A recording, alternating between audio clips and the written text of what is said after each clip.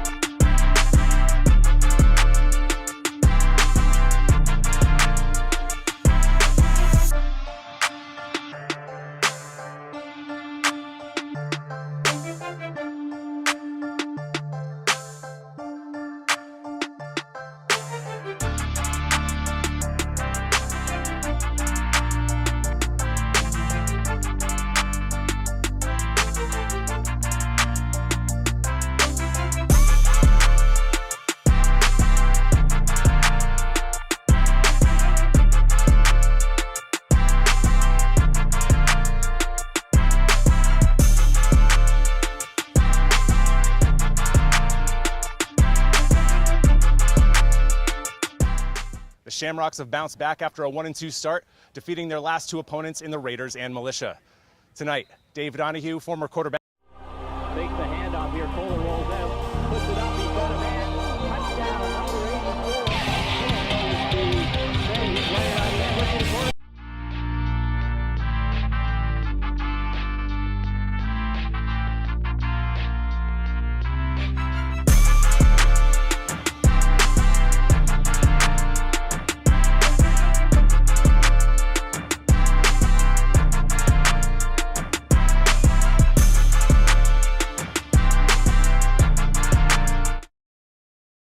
As they take on the Boston Bandits here live on WMCT. Last fall, the Mustangs ended what was the most disappointing season since the Shamrocks have come back to the city in 2019. Their quest to get back to the top of the ECFL begins tonight as they take on the Boston Bandits here live on WMCT-TV. The Shamrocks have bounced back after a 1-2. Takes the handoff here. Kohler rolls out, puts it up. He's got a man. Touchdown, number 84. He's laying on the end, looking for it. He's going in. Touchdown, great save. Beats it, John. Looks like he is gone. Rossi has him, takes him down for the sack. Toss it to the play. Navarro has to tries to come back. Will he be able to get in? And he stops short. The Shamrocks come up big on fourth down. Incredible stand by the Shamrock defense. Hello, I'm Matt Bisaccio, and welcome to historic Kelleher Field for tonight's live presentation of Marlborough Shamrocks football as the Shamrocks host the Boston Bandits on opening night of the 2024 EFL season. The Bandits won both regular season contests against the Shamrocks last year, however lost to Marlborough in the quarterfinals by a score of 3-2. In those three contests, the Bandits allowed just 16 total points. On the other side, we find our Marlborough Shamrocks. The Shamrocks are coming off their worst season since coming back to the city in 2019. A 5-5 record where the offense scored just 14 points per game, while the defense allowed a respectable 20 points per game. After defeating these Bandits in the quarterfinals 3-2, they went on to fall to the Mustangs 36-14. Can this 2024 version of the Marlborough Shamrocks bounce back and return to their championship form? Well, the journey begins tonight, here, live on WMCT-TV. Absolutely gorgeous night here in Marlborough. Not a cloud in the sky. We are so thankful that you are spending a portion of your Saturday night along with us. High hopes and expectations for this Shamrocks team coming off last season.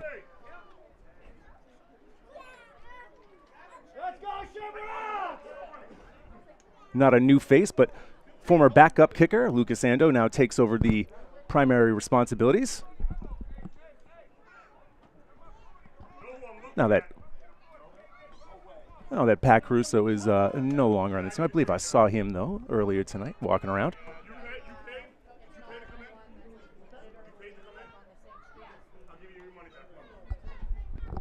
All right, just a little bit of a delay here in the beginning of the contest.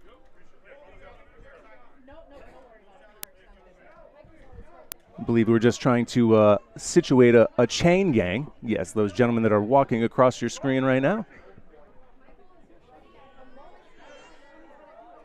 Semi-pro football, am I right?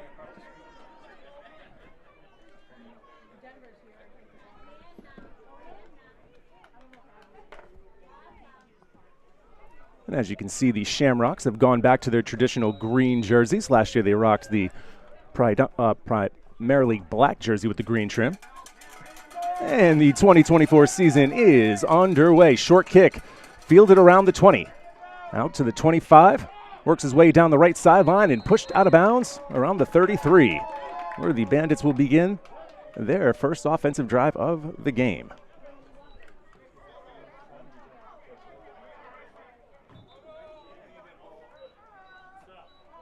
This Shamrock defense now led by new defensive coordinator Sean Arrington. In our latest taping of the Marlborough Shamrock Football Podcast, head coach Harry Ingalls was very excited about the level of energy that Coach Arrington is going to bring to the table. Taking over for a long time, defensive coordinator Mike Harbin. We wish him well in his future endeavors.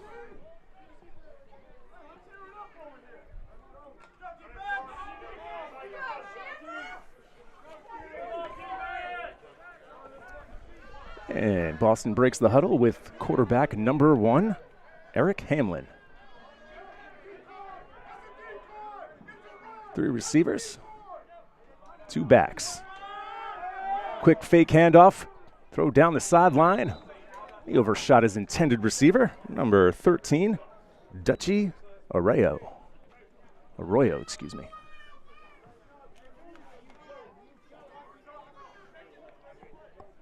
The incompletion will set up 2nd down and 10. Just seconds into this one.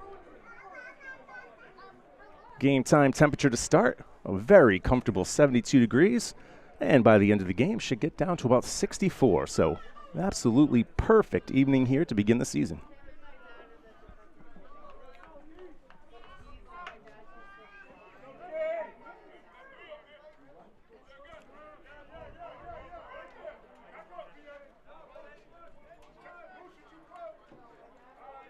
Three receivers to the bottom of your screen, one to the top.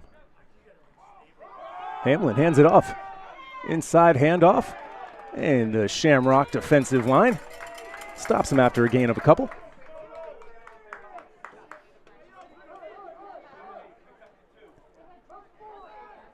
That give was to number 3, running back Dexter Andrews-Delk. So it was officially marked as a 2-yard gain, just over a minute into this one.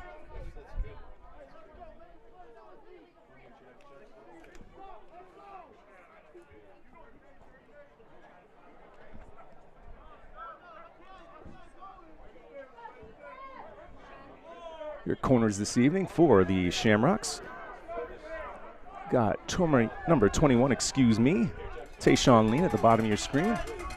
Looks to be number 12 at the top of your screen, Taylor Heath. Looks like we had some movement before the snap. Got a false start on the offense. It'll push him back. So they'll set up 3rd down and 13.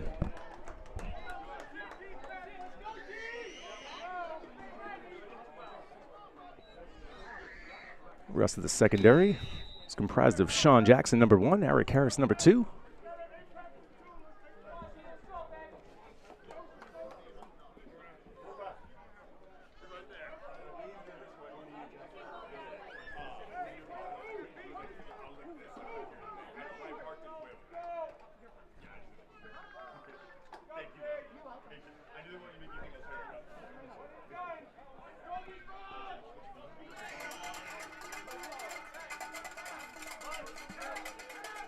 Hamlin takes a snap. Bubble screen. And it's taken down after a gain of 2. That'll bring up 4th down, as the Bandits will have to punt on their first possession.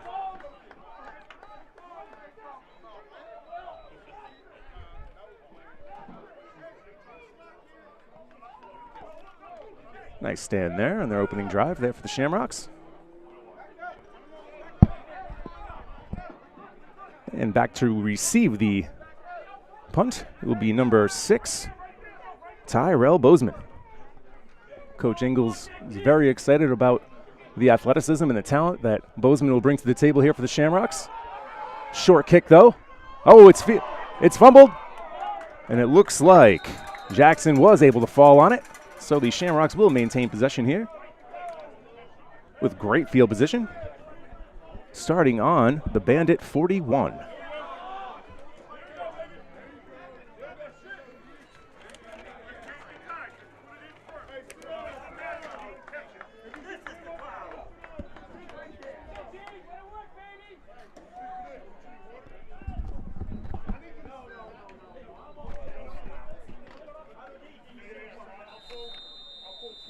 And the beginning of a new era here for the Shamrock offense is number 17, Corey Spencer, will take his first snap. Bozeman at the bottom of the screen, Graham Asom at the top of your screen. Manny Rosario in motion, but the give is to Zach Grosses, and he bounces it out to the outside. However, only be able to get a yard as he gets to the 40.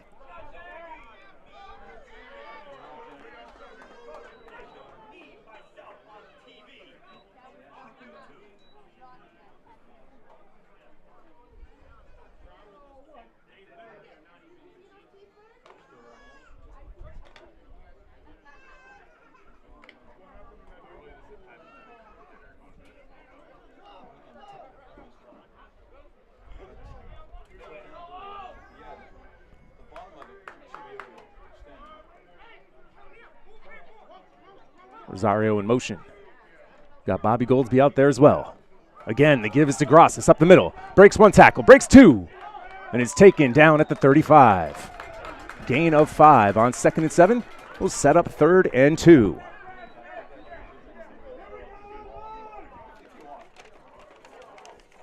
And we just want to thank you so much once again for spending some time with us tonight watching a live broadcast of Marlborough Shamrock football. If you're watching us on YouTube, please hit that subscribe button. If you're watching us on Facebook, make sure you hit that like button so you never miss a Shamrock or any other live sporting broadcast that we take care of. And we encourage you to engage with us by leaving a comment. If it's clever enough and funny enough, we'll add it to our broadcast, promise. And once again, thank you for showing support for your Marlborough community. 3rd and 2. Spencer drops back. Pass out into the flat for Grosses. He's got room in front. It's a 1st down. And he is pushed out of bounds.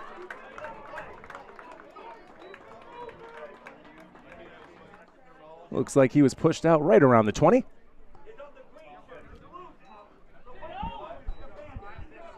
Spencer's first pass to Grosses for 16 yards.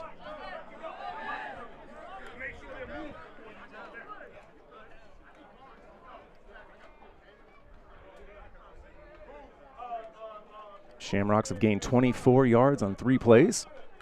Moving the ball nicely here to start.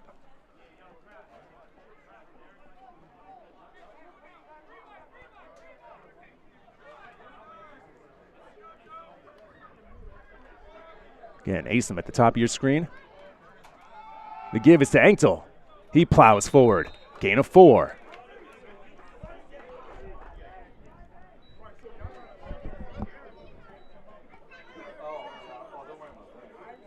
Shamrock run game very effective so far in this first drive.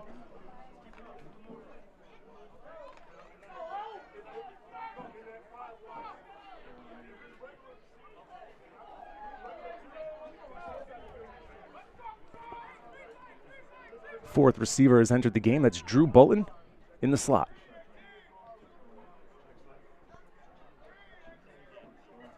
Engtel flanks Spencer. Spencer drops back. Quick pass over the middle. He's got Rosario. Touchdown, Shamrocks. Coach Ingles pumped on the sidelines. He scripts his first 10 to 15 plays, and so far the script, it's working. Shamrocks put up 6.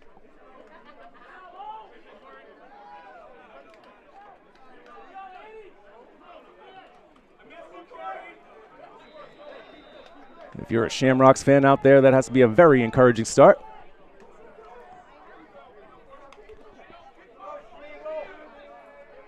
Able to get a 3 and out on defense, then you march right down the field and score on your opening drive.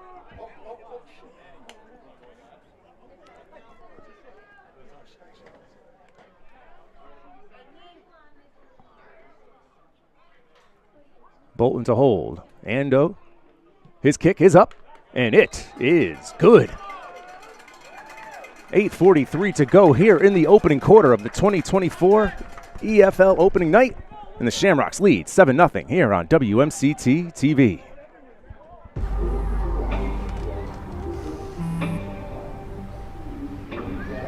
I don't know why you're so sad. You've got a roof over your head. You gotta stop with that depressing stuff. That's what white people think. You alright? It just feels like it's coming from everywhere. Do you want to talk about it? You can talk to me if you're feeling sad. Whenever you need to talk, I'm here, okay?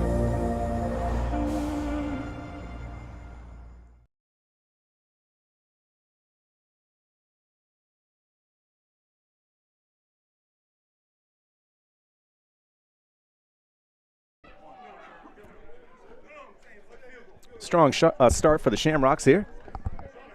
They score on their first drive.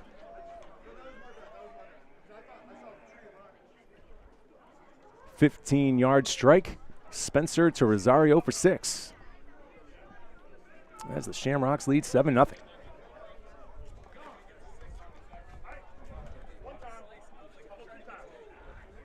Once again, a nice crowd on hand to watch their Shamrocks.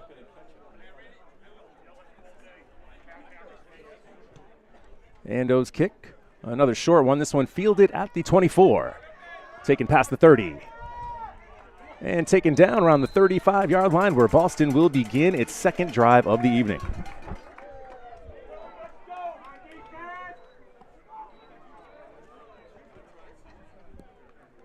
Let's take you through some of the other defensive starters here for the Shamrocks. We've got number 33, Darian Belazar. Number 9, Willie Soto. Let's see, difficult time making it out, my apologies. Number 8, Willie Canada. Number 56, Brian Miller. Number 10, Deshaun Slime Perkins, Shamrock vet. I believe I've identified all of them.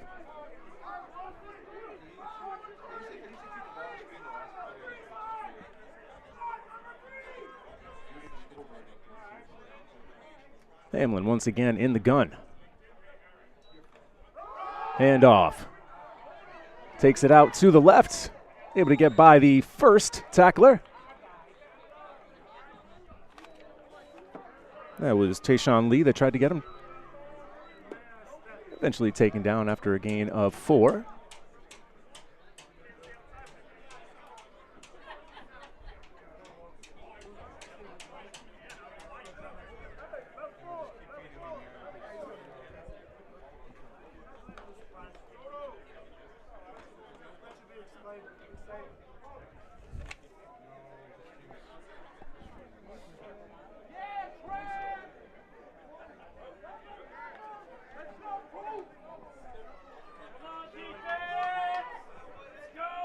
nearly halfway through this first quarter.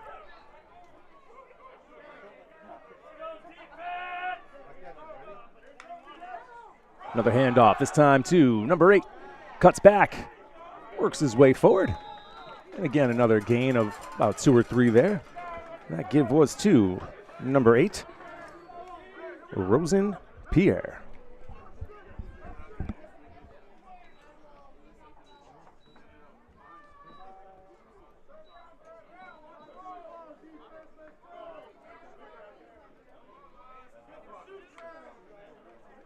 Second drive in a row. The Bandits are facing third down.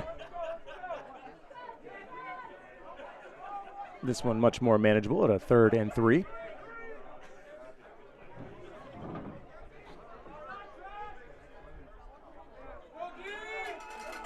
Hamlin drops back, looks right, has a man over the middle, but throws behind him. Abel Lopes Jr., the intended receiver there on the play. And that brings up 4th down, as Boston will once again punt.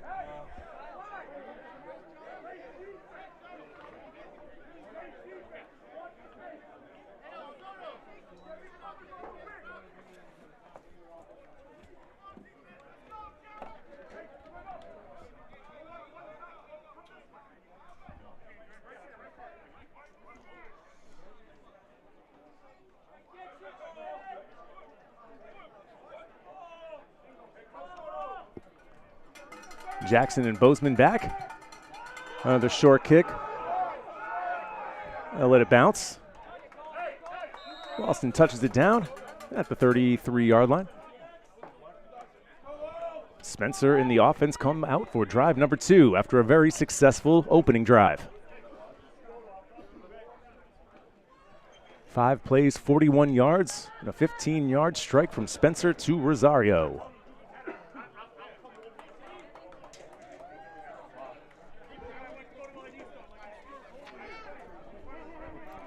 Thanks for hanging with us through some technical difficulties there.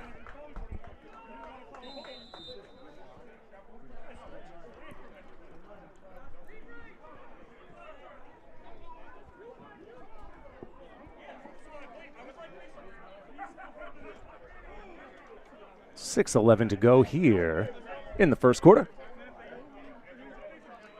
Spencer takes it, fakes it to Grosses, gets it out into space with Graham Asom. He's going to work his way down the left sideline. He's got room.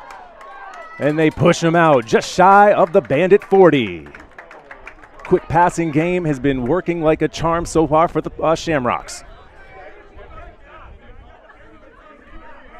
And that's what Spencer had told us he was going to do in our interview in the Marlborough Shamrock Football Podcast.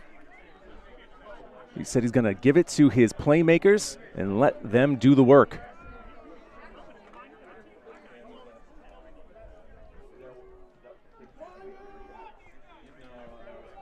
Spencer so far 2 for 2.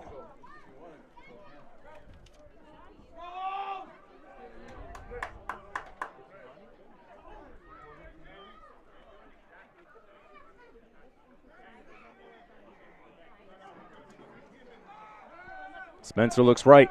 Passes to Bozeman. Bozeman. Ooh, had it. Then the contact jarred the ball free. Nice hit taken there by Bozeman. Gives the thumbs up to the sidelines, letting him know he's all right.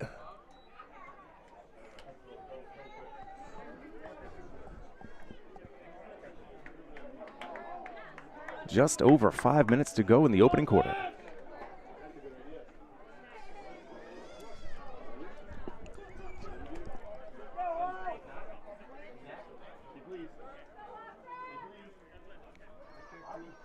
Boston has offered very little resistance so far. Shamrocks basically getting whatever they want to this point. Another drop back for Spencer. Pass over the middle. Bozeman's got it this time. Strong hands. Gets the catch. Cuts it back up and gets it down to the 25. Tyrell Bozeman. Great catch right there in traffic.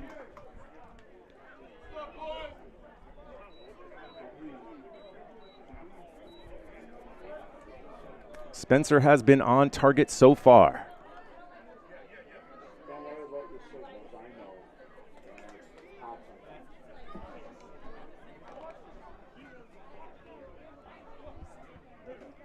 Chaplain Phil Wilkes reaching out. Watching us from the hospital. Hope you're doing okay, Phil. Look forward to seeing you back over here soon.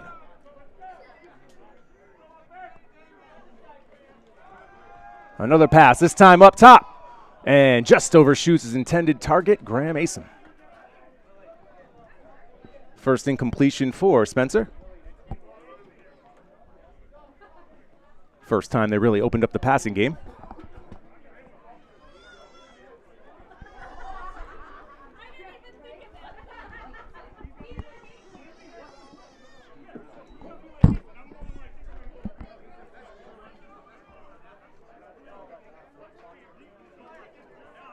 So far, the Shamrock defense has forced 2 3-and-outs, and the offense has scored on its opening drive, and here driving inside the 30 here on the second drive. Handoff goes to Grossis. Follows his blockers. The pile moves down to about the 22. Gain of around 3 there on second down.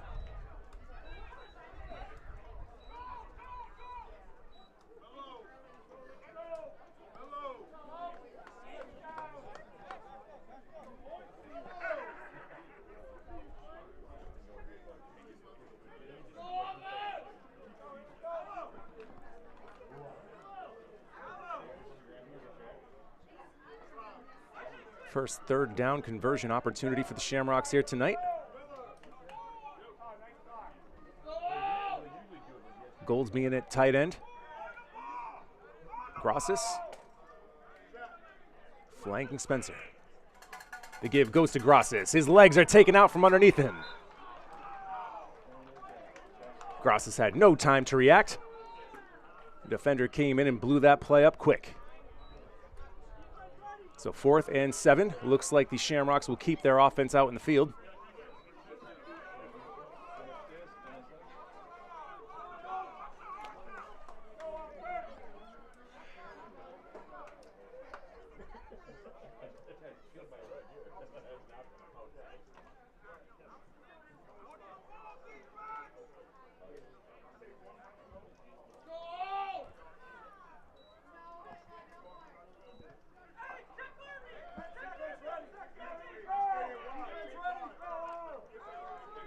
Fourth down and 9, under 2 minutes to go. And we are going to have our first timeout call here this evening with 1:48 to go. Shamrocks looking down, or looking at a 4th down, rather. And we'll take a quick timeout here on WMCT-TV. When the time comes, we must be ready. Call 911.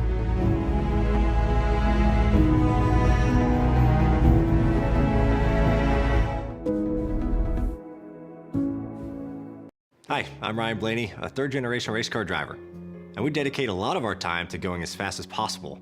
But when my grandpa was diagnosed with Alzheimer's, it was a very unexpected bump in the road for us. It's important to notice if older family members are acting differently, experiencing problems with their memory, or having trouble with routine tasks. Early detection of Alzheimer's can give your family time to explore support services, make a plan for the future, and access available treatments. If you or your family are noticing changes, it could be Alzheimer's. Talk about seeing a doctor together. Here at historic Kelleher Field, tonight's opening game of the 2024 EFL season. Couldn't have asked for a better night. Couldn't have asked for a better start. However, Shamrocks facing a 4th down and 9 here on their second drive.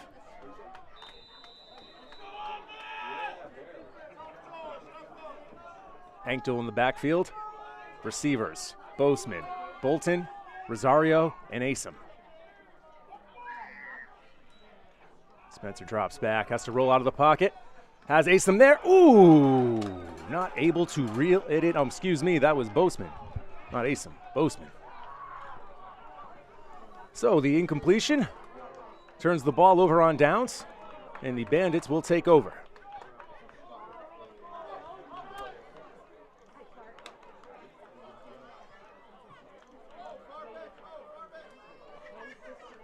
Good coverage there on that last play for the Bandits. Corey Spencer for the Shamrocks has been very accurate so far. Even the incompletions, the receivers have had opportunities to make plays.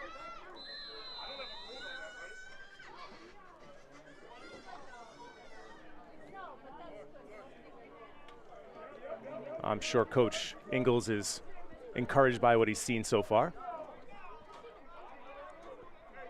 Now the Bandits look to pick up their first down of the night.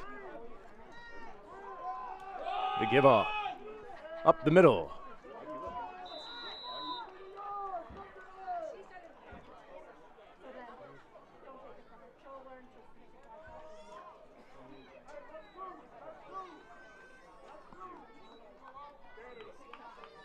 Nice pickup there for the Bandits on first down, pickup of 5.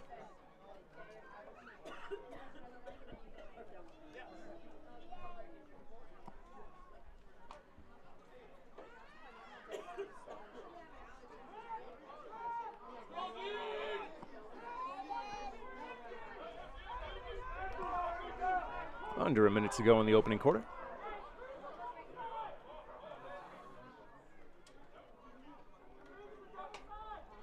Hamlin drops back. Pass is tipped up at the line. Hung there for a moment and falls to the ground for an incompletion. 3rd down and 5. Great play there by the defensive line.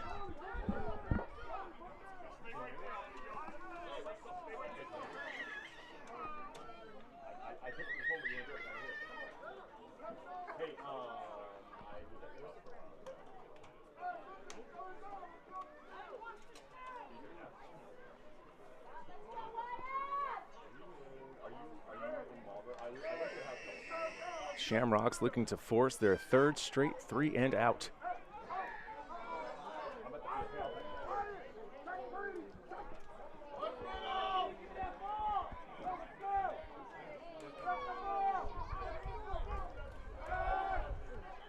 Quarterback looks deep, down the middle, he's got a man! The catch is made, and he is gone. Markham Monroe. 71-yard touchdown. Haymaker from the Bandits as they put up 6.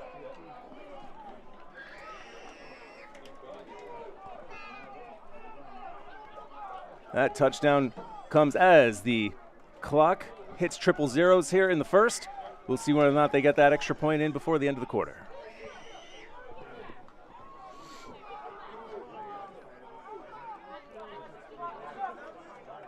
Broken coverage leaves to Monroe all by himself deep down the middle.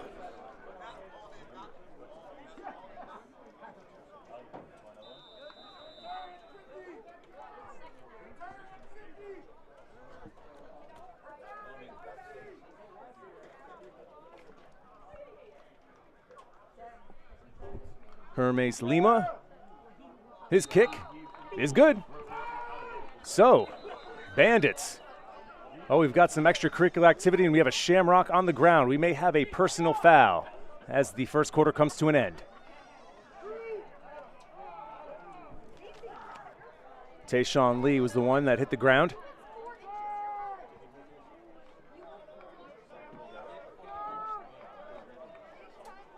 Unsportsmanlike conduct on the Bandits. That will be enforced on the kickoff.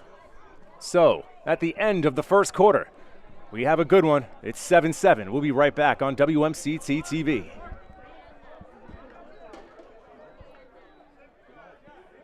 I don't think it's an accident that I ended up writing music for a living, because I think I lived in a house where I saw how deeply it affected everyone in the house. And just how much everyone defined themselves by the music they listened to. I think the real important point, we always told them, no matter what you do, no matter what happens, we will help you through it no matter what it is.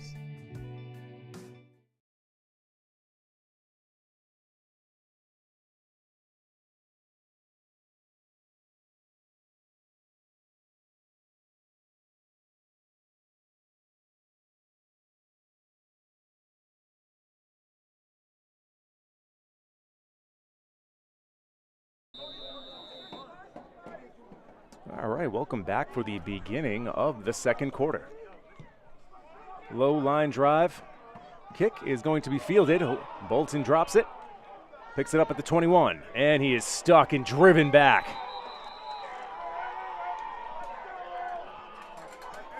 Big hit there, as the Shamrocks will come out for their third possession.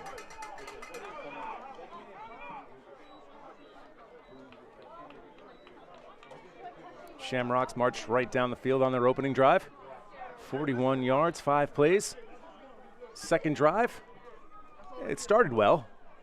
Then a couple of broken plays, and then the Shamrocks lost it on downs. This drive will start at the 28.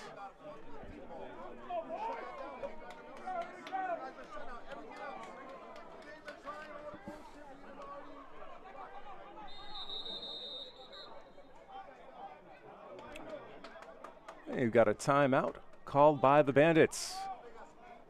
And we'll take a quick one, too. We'll see you in a few seconds here on WMCT.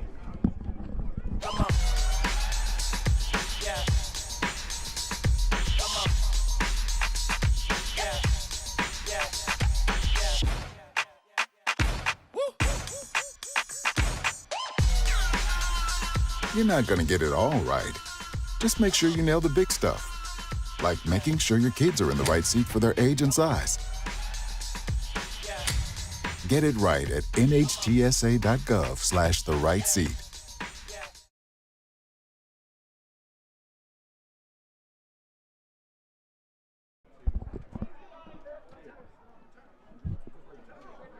So just 8 seconds into the second quarter, the Bandits called a timeout.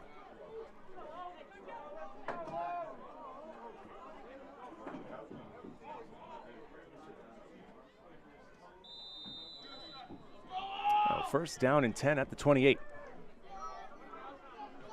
Anktelin at running back. And the give is to him up the middle. And he is stonewalled at the line.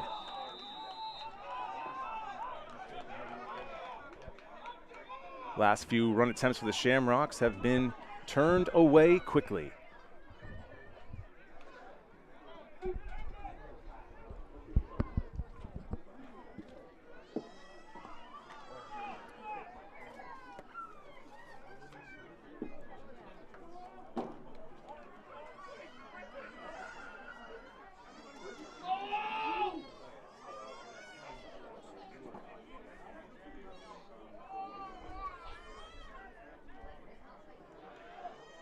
Bandits rush 4.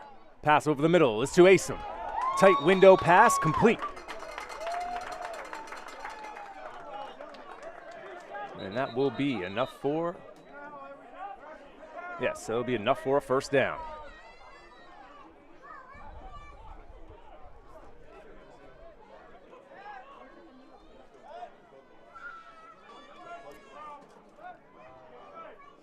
Asim takes a breather.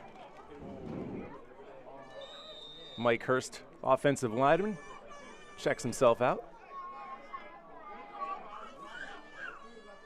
Doesn't have much of a limp, but if we find out any information, we will surely pass it along.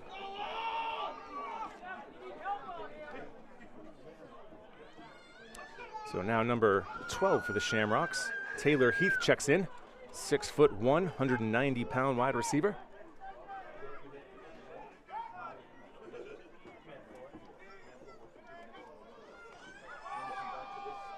The give is to Anktel, and he's only able to get to the 40. Gain of only a couple.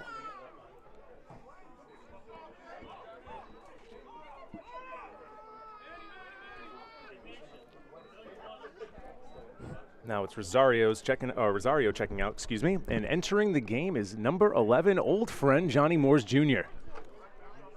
Moore is a part of the championship teams from earlier in the decade.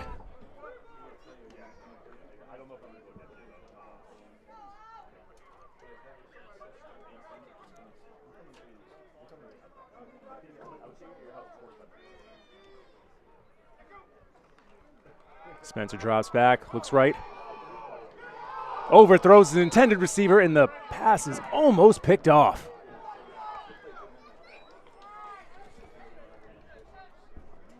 Number 35 for the Bandits. Boateng almost comes up with the pick. Say that's the first really poor pass from Spencer so far.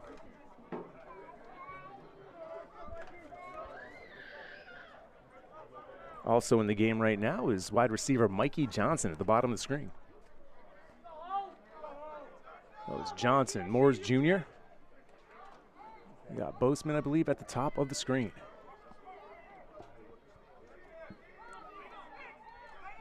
Third down and 8 here. Looks over the middle, and the ball goes in and out of the hands of Boseman.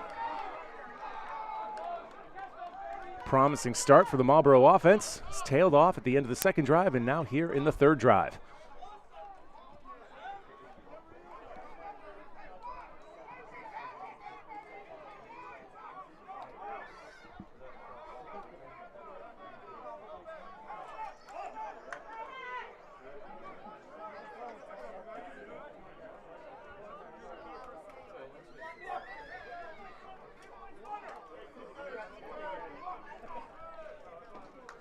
Back to punt it away for the first time here tonight. Number 7, Drew Bolton.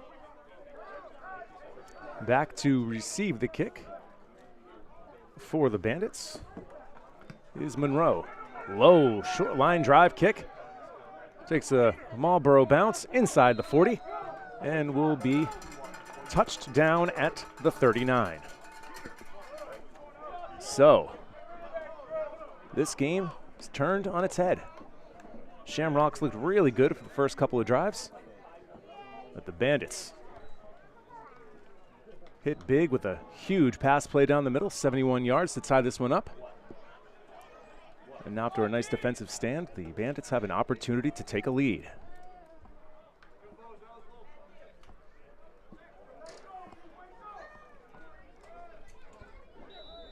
.11:09 to go here in the second quarter. Excuse me, they'll be beginning this drive at the 34, not the 39.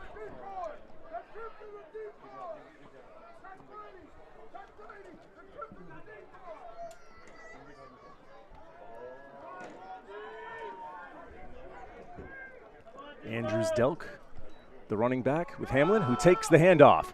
Spins off the first tackler, but the defensive line stands him up. That's a minimal gain, if any. Tackle made there by Michael Farley.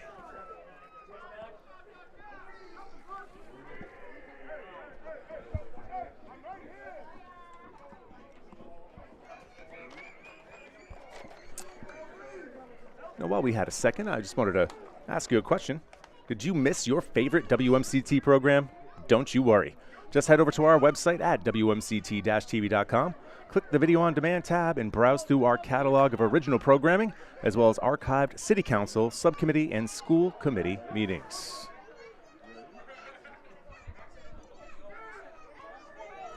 And that's where you can check out the latest taping of the Marlborough Shamrock Football Podcast with our guests, head coach Harry Ingles and new quarterback Corey Spencer.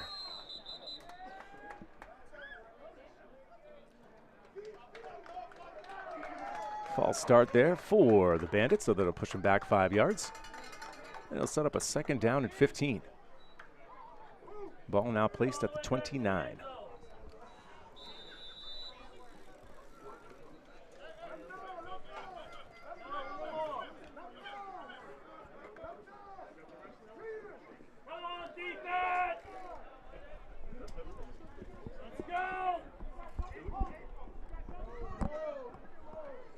Hamlin looks left. He's got Andrews Delk. Makes the man miss. And falls forward for a couple of extra yards. Gains back some of what he lost there on the penalty.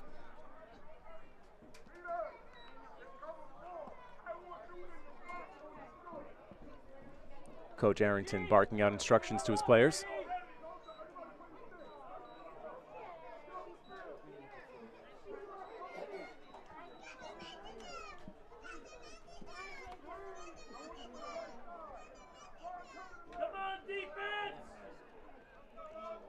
Coach Arrington very vocal on the sidelines.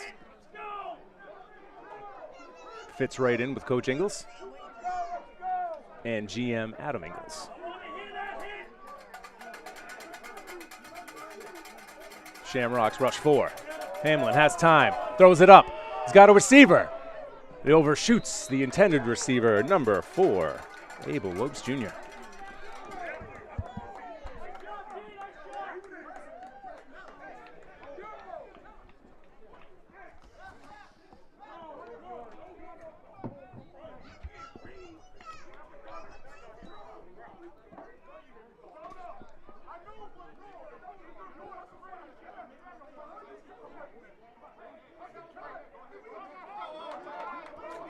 Some dysfunction here on the Shamrock sideline. A little miscommunication.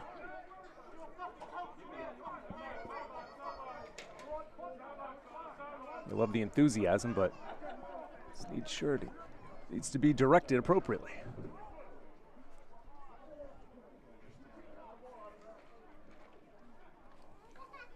So on 4th and 13, the Bandits will punt it away. Another very short kick. Sidewise bouncing ball goes out about the 46-yard line, where Marlborough will begin their next drive. The offense is screeched to a halt here over the last couple of drives after a very nice opening drive. See whether or not Spencer and company can get things going here with 8:06 remaining in the second quarter.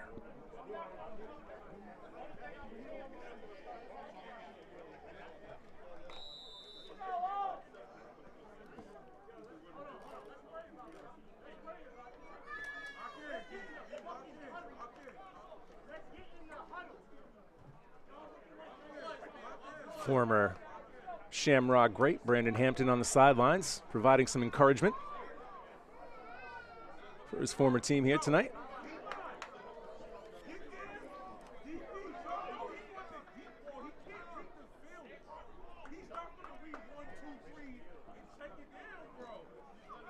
Spencer gives it to Grossis. Grossis gets his way to the outside and taken down as he crosses the 50.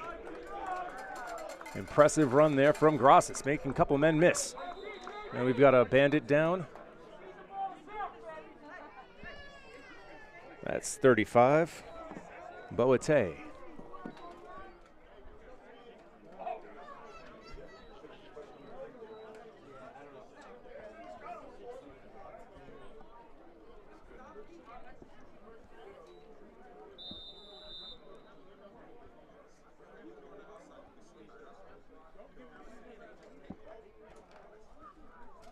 Tyrell Boseman currently on the sideline for the Shamrocks.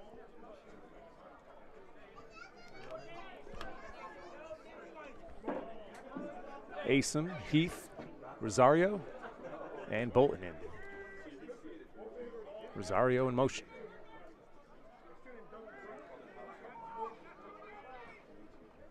The fake and the hand up off the middle.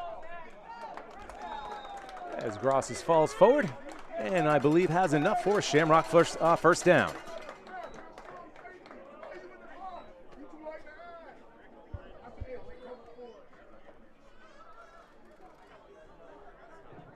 Clock runs inside of 7 minutes left here in the first half.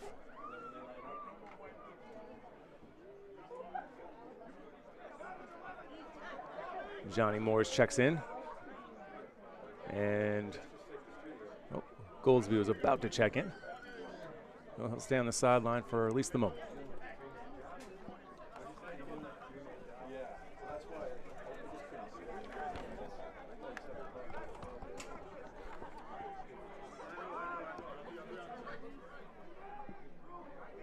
First down and 10, ball at the 44. Pass goes up, intended for Heath. Pass off the mark.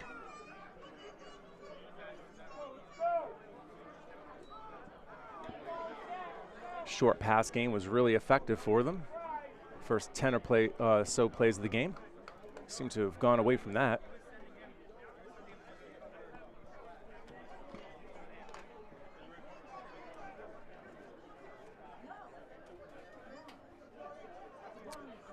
Boseman checks back in. He's at the top of your screen.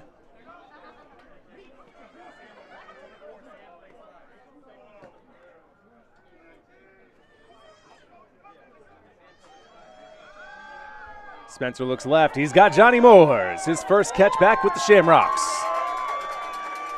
To the delight of the fans here in the sideline.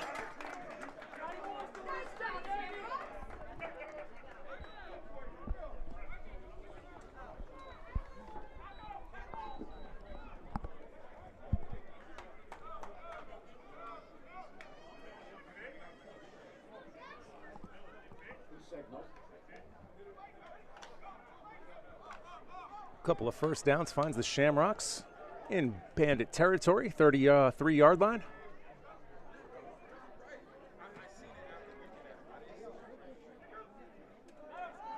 Seemed to be some motion there. We got a free play. He's going to toss it up. And, ooh, almost.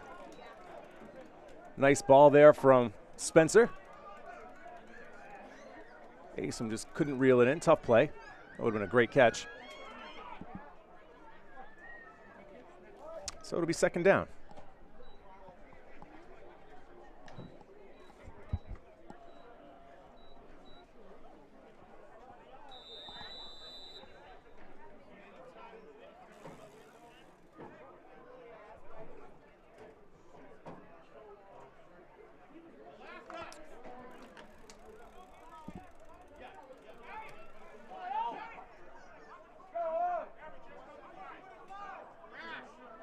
First down and 5, ball at the 28.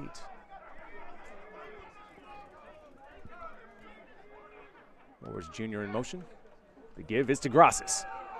Inside handoff as Grosses makes his way out to the 22-yard line. It's going to be enough for another Shamrock first down, their third here of the drive.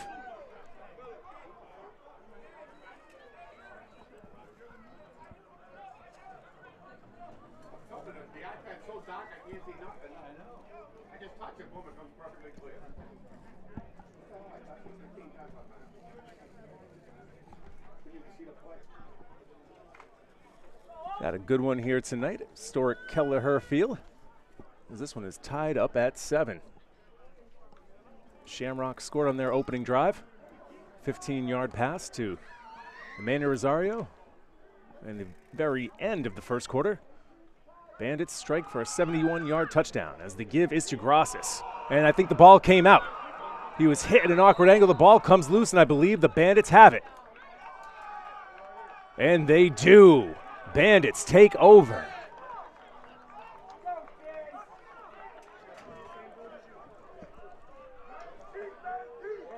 Tough turnover there as the Shamrocks were putting together a nice drive. Well into Boston territory, but now the Bandits will take back control of the ball as they'll have it at their, let's see, looks like it's placed just inside the 20, so it'll be at the 19.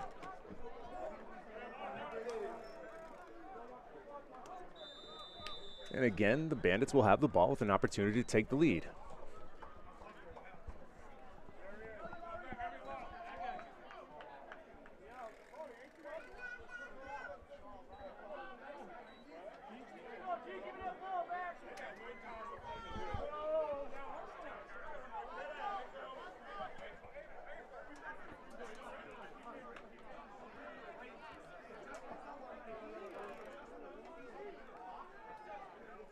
Shamrocks rush 4. Hamlin to the left. Open receiver on the sideline. Able to get past the first man. Picks up a first down.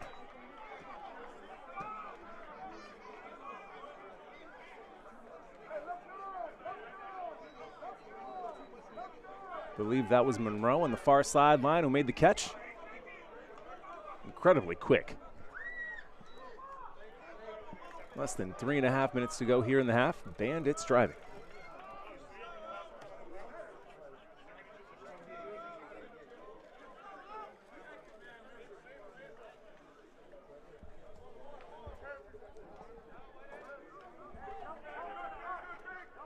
Lopes Jr. and Arroyo at the bottom of your screen. And there you see Kayvon Davis in motion. Hamlin takes it. Hand off up the middle to Andrews Delk. Bounces off the first tackle. Makes his way past the 40 into almost the 45. He might be just shy. But enough for a first down.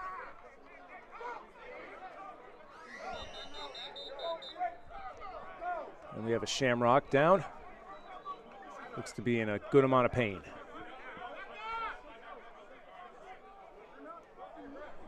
We'll take a quick break here while they assess take a quick break here on WMCT-TV.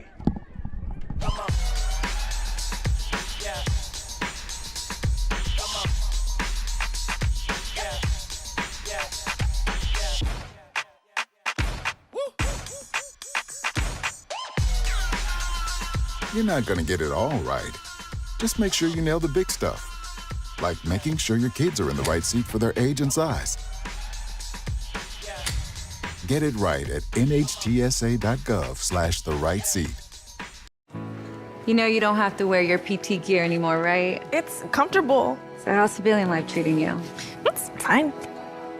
When I got out, I didn't want to admit that there was anything wrong because it felt like a failure. And then I realized, like, there's nothing to be ashamed of. So I started talking to someone. Maybe you are fine, but if you're not, it's okay. Thank you. If you or a veteran you know needs support, don't wait. Reach out. Find resources at va.gov/reach. How do you know when you've made the right decision? It's the feeling you get in your gut. The one that tells you what's right or wrong. It's the one that says, sure, I can have a drink. Or the feeling that says, okay, I've been drinking. Now what? It's the voice inside you that says, I'm buzzed. Better leave the car when it's time to go. Plan ahead. Catch a sober ride. Buzz driving is drunk driving. Last fall, the Mustangs. All right, sorry about that. Welcome back. The player down is number 24, James Chin. Medical staff has been attending to him for the last couple of minutes. They have rolled him up. Good news is that he's moving around. Looks like he's going to need some assistance off the field.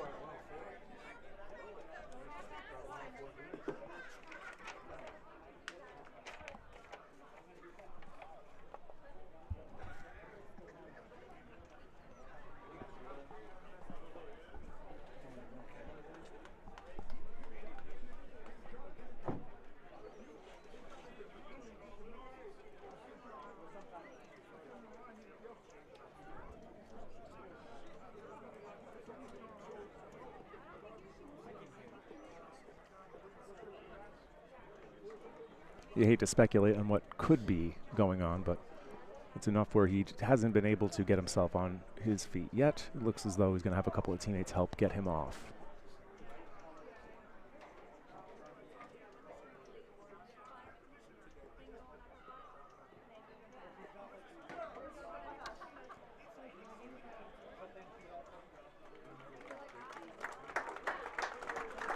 Okay.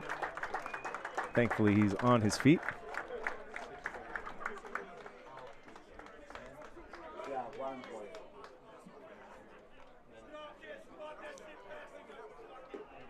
Hopefully he's all right, and we'll see him back very soon. Seems to be explaining to his teammates what happened there on the play, but the show must go on with 2:42 here in the second quarter.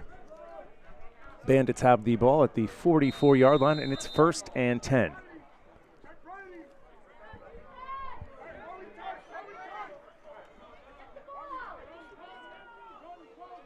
Five receivers here for the Bandits.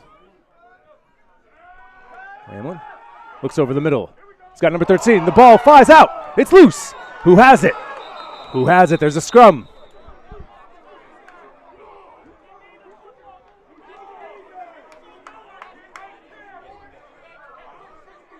It looks as though the Bandits have maintained possession. They haven't made one call. They haven't made an indication one way or another. And it looks like the Bandits will retain possession. Not quite sure why they're calling it an incomplete pass. They're saying he never had possession. Okay. It was close. It was close. You'd really need to slow it down to see whether or not he had two and then the intent to do something with it after. It was kind of bang bang. Give the officials the benefit of the doubt on that one.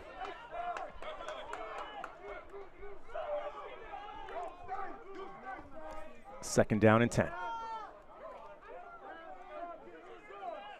It's a pitch to Andrews Delk. Tries to get to the outside. Solid pickup. Looks to have gained 9 there on the play, just shy of a 1st down. But they are in Marlborough territory.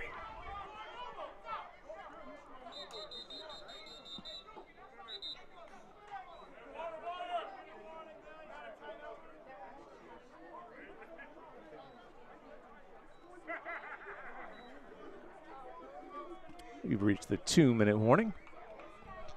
Once again, thanks for spending some time with us here on a Saturday night. So many different options out there, viewing options, things to do on a gorgeous night like this. So thank you very much for spending a little bit of time with us. We surely do appreciate it.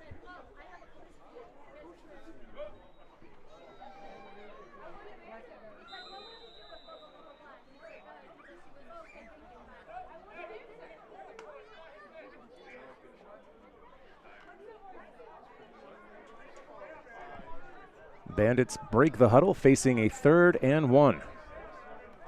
Ball at the 47.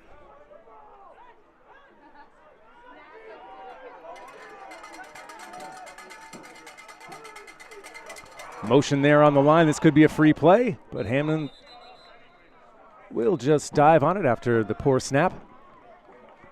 But offside on the Shamrocks, and that'll be an automatic 1st down. Tough penalty to pick up there in that spot.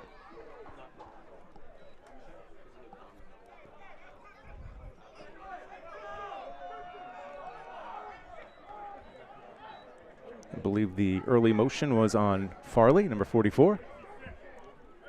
Coach Arrington clearly not pleased on the sidelines.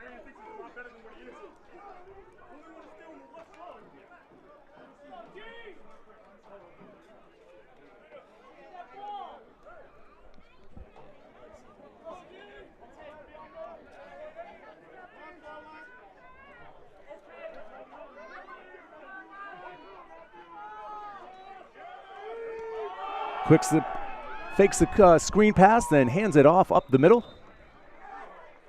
Nice gain on 1st down.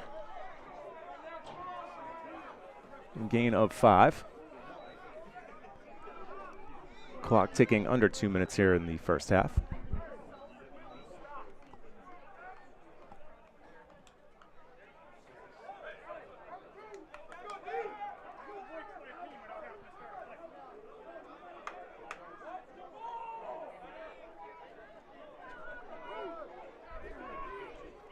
Another handoff. Andrews Delk. Excuse me, this is Monroe who cuts back. Cuts back, and he's got nothing but green grass in front of him. Touchdown, Bandits. And it looks like there may be a personal foul on one of the Shamrocks.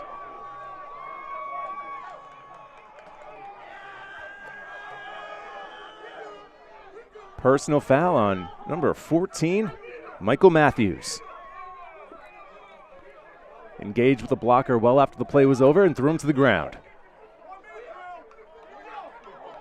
Meanwhile, Monroe scampers for the touchdown. Couple of big plays on offense here for the Bandits, has them up 13-7 with just over a minute to go in the 1st half.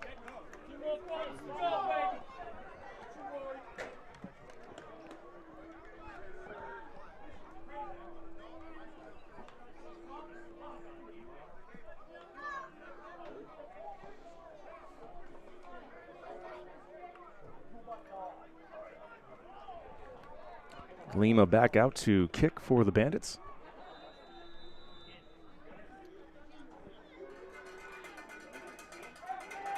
Snap, hold, and it is blocked. Shamrocks pick it up and fall on it. So the Bandits, with 1:08 to go here in the 1st half, lead the Shamrocks 13-7, and we'll be right back here on WMCT-TV.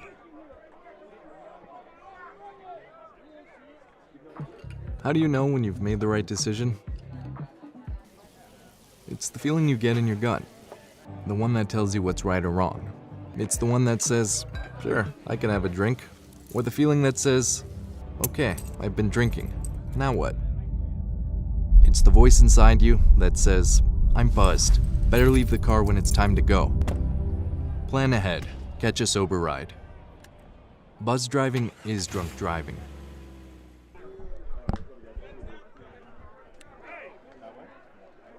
Andrew Flatley, thank you very much for checking in with us. Yes, it indeed was a great touchdown run by Monroe. His second touchdown of the day.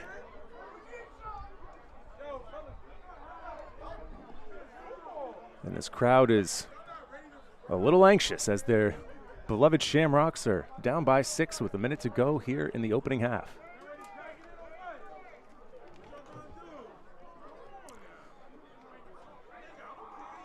We'll see what the Shamrock strategy is here on this, what will seemingly be the last drive of the first half.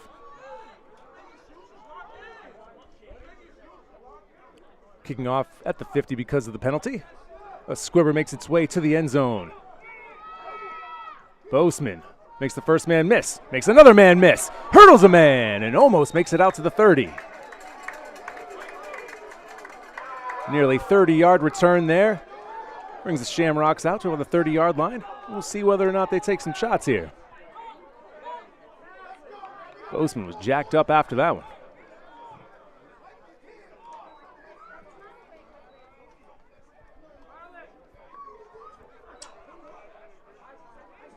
Oh, some type of athleticism, making 2 men miss and hurdling a third.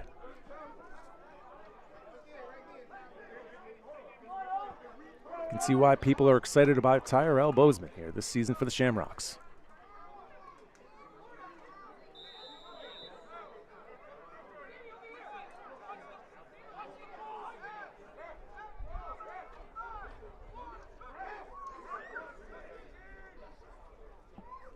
Boseman at the bottom of your screen. Asim at the top of your screen. Gross is in the backfield. Spencer looks over the middle. He's got Bolton. Bolton puts his head down, drives and gets across the 50. Clock ticking.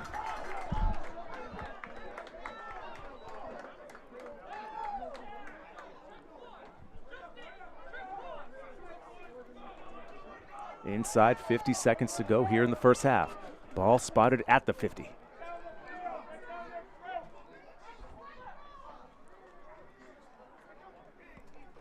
Spencer looks over to his right. He has Asim. Asim turns back upfield, gets across the 40. Clock stops momentarily at 31 seconds.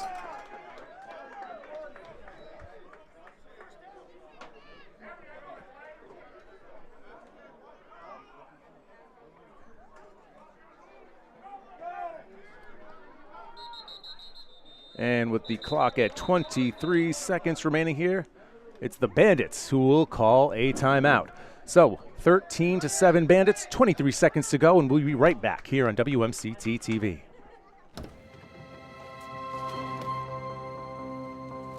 The impact of a meal goes well beyond feeding our bodies.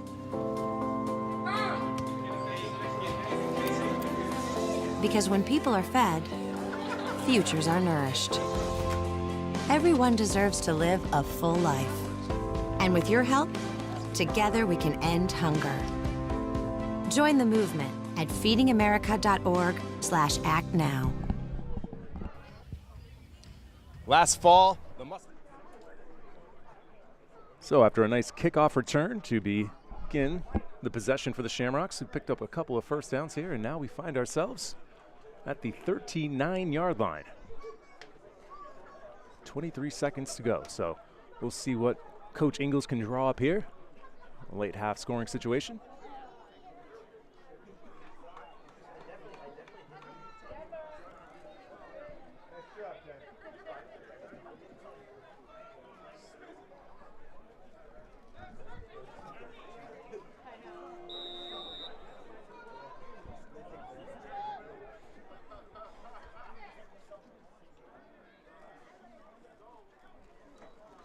Spencer takes the shotgun, steps up in the pocket. He's got some room to run. He scampers all the way to the 32.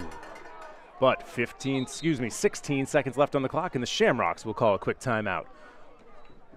16 seconds remaining here in the first half.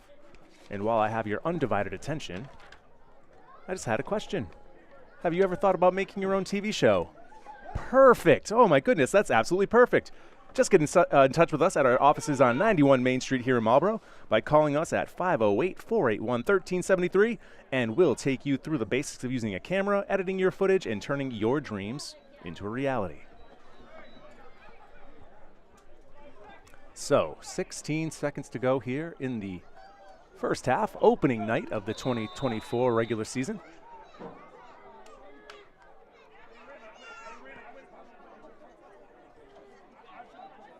Got Grosses in the slot. Spencer's looking that way. He goes up top to Asim, though. Back shoulder throw to Graham Asim, and he goes out of bounds. Absolutely stellar execution on that play from the Shamrocks. Heck of a throw there from Corey Spencer. 10 seconds remaining. Ball spotted at the 11.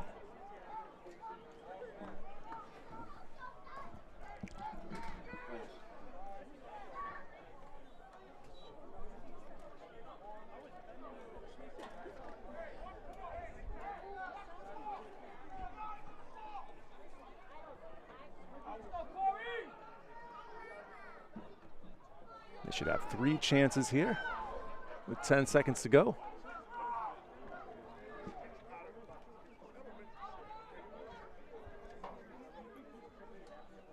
Spencer looking right, tosses it up. Ooh, almost intercepted.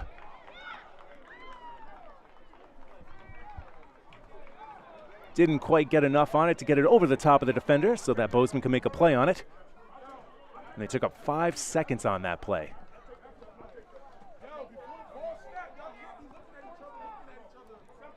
I thought they might have time for 3, but it seems like they're only going to have enough time for 2.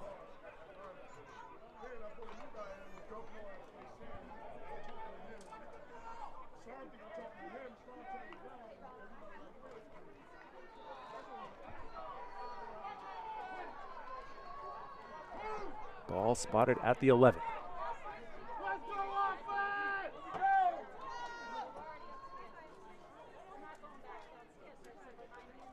Spencer looks left, across the middle. Asim, no! Ball almost intercepted again.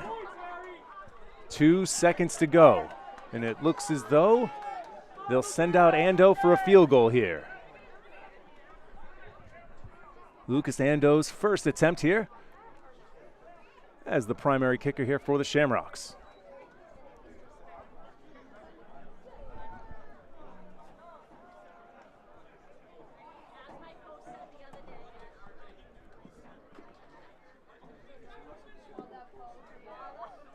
Thomas will snap it, Bolton will hold it, and Ando, well, hopefully he knocks it through. Just before we have our attempt, the Bandits will try to freeze Ando. So, with 2 seconds to go, we'll see what's going on, but first we'll take a quick timeout and we'll be right back on WMCT-TV. ¿Qué color? Perfecto, mijo. Gracias. Thank you. What's wrong, mijo?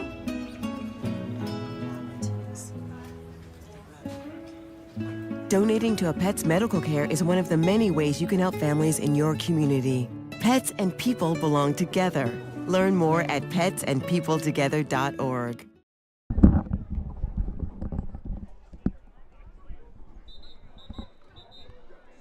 So the Bandits call a timeout, hoping to freeze young Lucas Ando.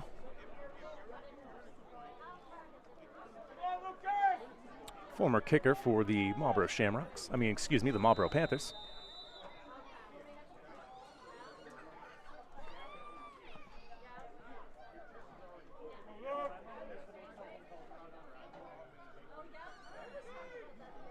Snap is good, hold is down, the kick is wide left. So, that is the end of the half. A promising drive comes up short, and the Bandits will take a 6-point lead into the halftime break. So, it's going to be 13-7, Bandits lead, and we'll see you on the other side of the halftime break, but don't go anywhere, because we have a segment of our latest Marlborough Shamrock football podcast. So stick around for that, and we'll see you in about 15 minutes. You're watching WMCT-TV Marlborough.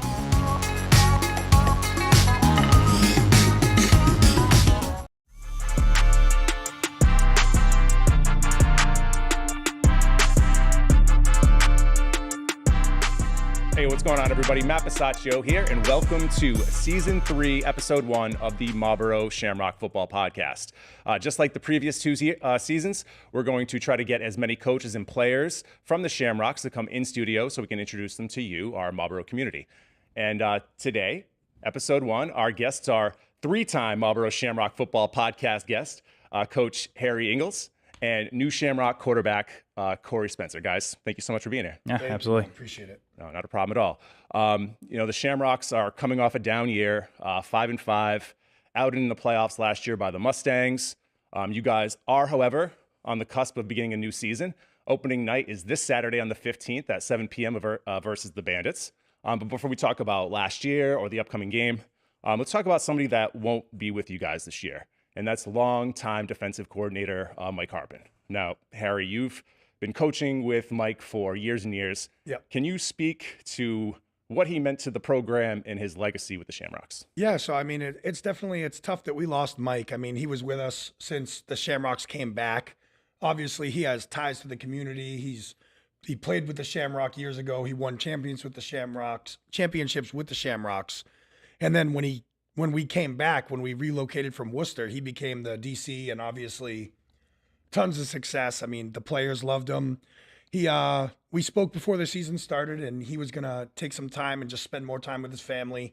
He's kind of getting closer to retirement. I know he wanted to coach. He's just been coaching football and going through the routine for so long that he had reached out and said, he just wanted to spend a little bit of time this year with the family and reevaluate next year. But it's tough losing someone that, has been there. He has a system in place, and he was so well respected by the coaches and by the town and the players that it's certainly, tough to lose him. Yeah.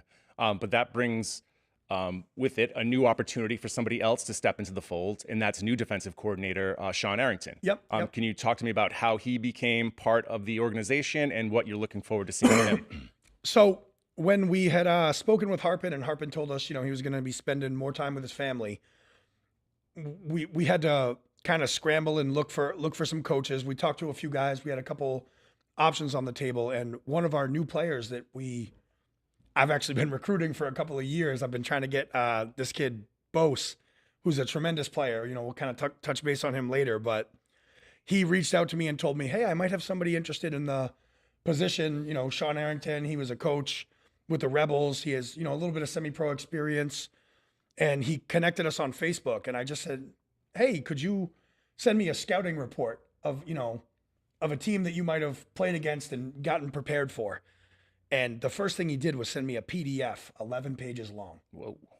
Of every player and their strengths, their weaknesses, tendencies that they run on first down. He had screenshots grabbed from film, and it was just such an in-depth scouting report. I was very impressed. I asked him his philosophy and told him some of the things that I had on my mind. And since the first day, he's just high energy, which I appreciate. I'm a little high energy myself, so it's nice to see someone that gonna match it, as enthusiastic as I am on the other side of the ball. And Harpin, not in a negative way, but he was always just man of few words, a little bit more stoic, lets his actions speak louder in a quiet way. There's no right or wrong way to do it, but me personally, I've always just been a little bit louder and more animated, and I think that Sean fits similarly in that mold, and he's done a great job holding guys accountable and installing his philosophies. And so between you and Sean and Adam, it should be a pretty boisterous sideline this year. Yeah, add in a Mike Hurst, and it's going to be a lot. A little bit of chat, definitely a little bit of chatting. All right, that's cool. We'll look forward to seeing what Coach Arrington do for the defense, which has historically been very, very good. So we'll look forward to seeing what he's got.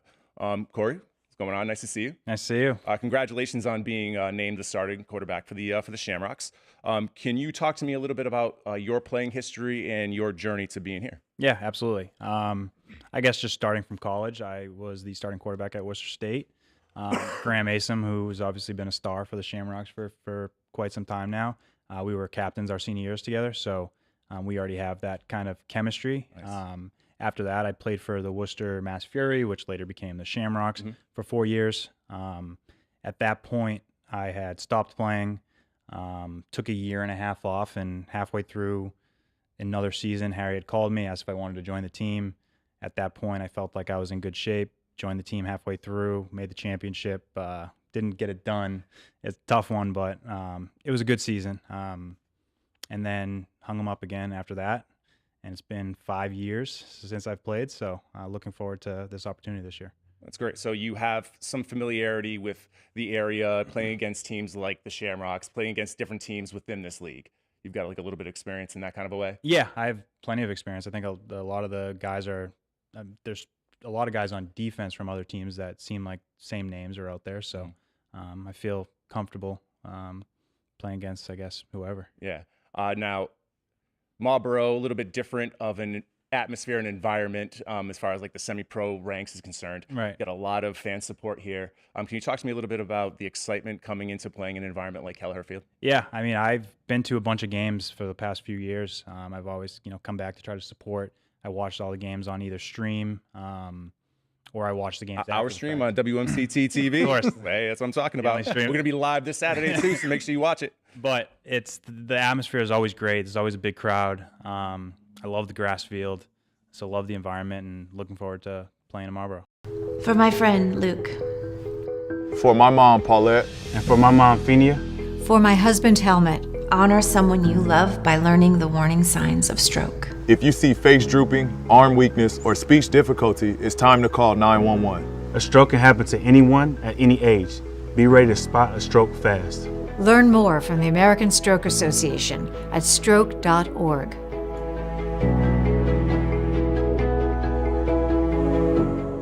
If I could be you, and you could be me for just 1 hour.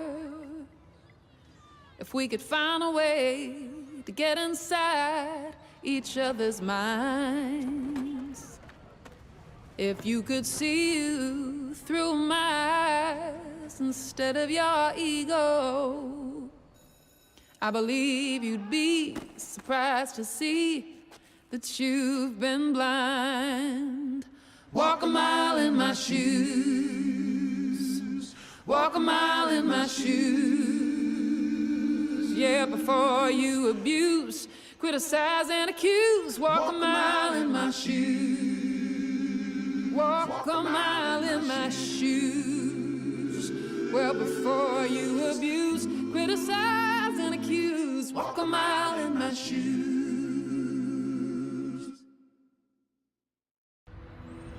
When I was 10, my mom got deported. We had a difficult time, and I feel that's why I didn't get to finish school. Jessica has been through a lot in her life from early childhood. My husband is really supportive in a way that he pushed me to go back to school. She came in looking to complete her diploma. She had a family she had to take care of. Anytime she needed help, we provided her help. She realized that we were here for her. She wants to have a career so her kids could look up to her. My graduation, it was something I will never forget. I couldn't explain the emotion I was feeling because people like you and me sometimes may have doubts in yourself, but I feel that everything's possible. Jessica's future is brighter than ever. Find free adult education classes near you at finishyourdiploma.org. You're watching WMCT-TV Marlborough.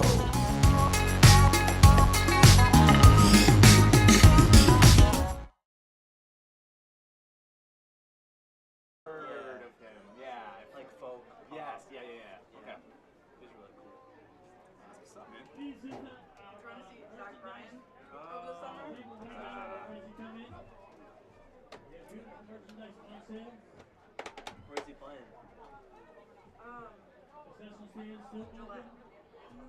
Nope. TD?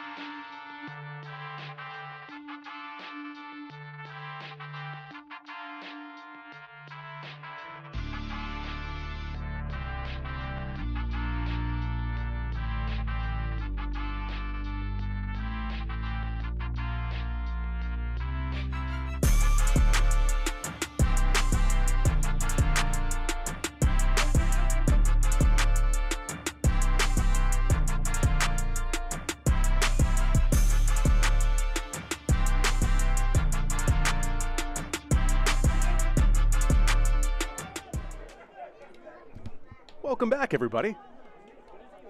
Shamrocks Bandits, week 1. Bandits lead 13-7. Shamrocks missed out on an opportunity there at the end of the first half to chip into the deficit. Lucas Ando missed a 25-yard field goal. Otherwise, the scoring for the Shamrocks, Manny Rosario, first quarter touchdown, 15-yard reception. And the end of the first quarter, Monroe from the Bandits hooked up with Hamlin on a 71-yard touchdown pass. And then it was Monroe again who scampered for a long touchdown run.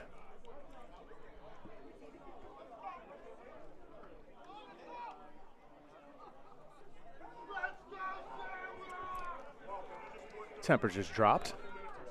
A little chilly here in the historic Kelleher Field press box.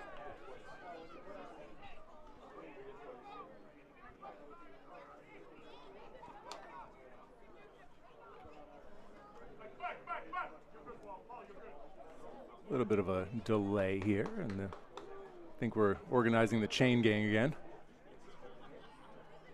We appreciate all of our volunteers here that help make these nights possible. So without further ado, let's get back into the action here to begin the second half. Lengthy kick.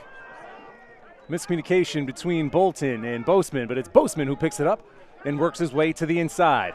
Works his way out to the outside and the right sideline, and he is tackled out of bounds at the 22-23 yard line. And that's where Spencer and the Shamrock offense will begin their first drive of the second half. Mixed bag there in the first half for Spencer and the offense. Very sharp start. A couple of drives went by. Not so accurate, but overall I would say that Spencer has done a nice job putting the ball in position for the receivers to be able to make plays. The ground game by Engtel and Grosses started off strong, but the Bandits have done a nice job bottling that up for the most part.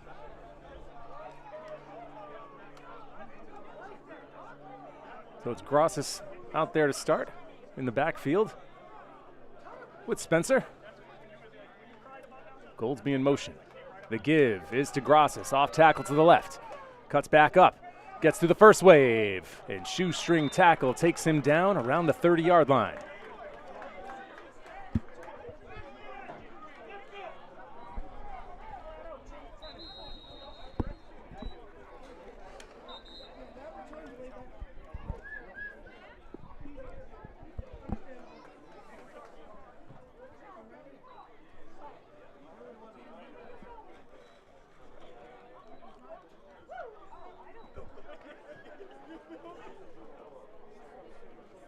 Officially marked as an 8-yard gain there from Grosses on the first play of the second half.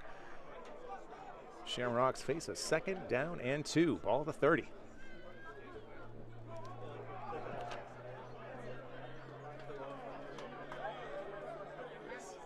Asim to the bottom of your screen, Boseman to the top of your screen. Rosario in the slot.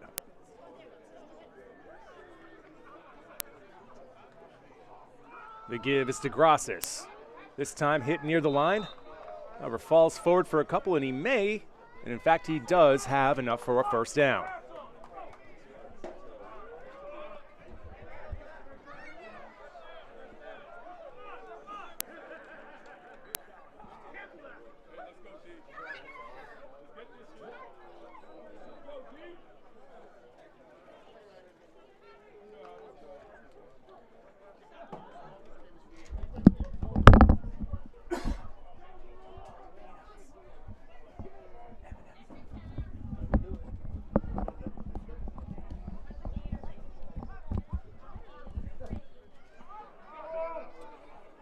Minute and a half gone by here in the third.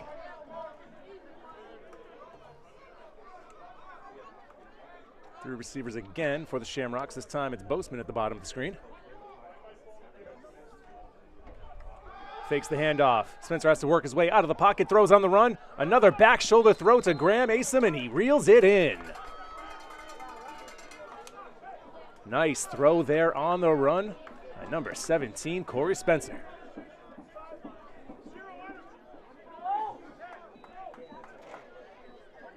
Coach Ingles has to be really encouraged by what he saw in his quarterback so far. Not perfect, but he's done very well so far.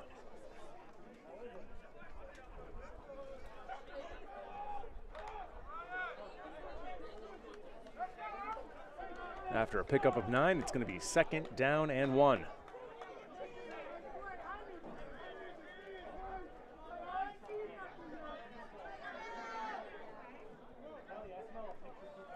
The give is to Grosses, straight up the middle.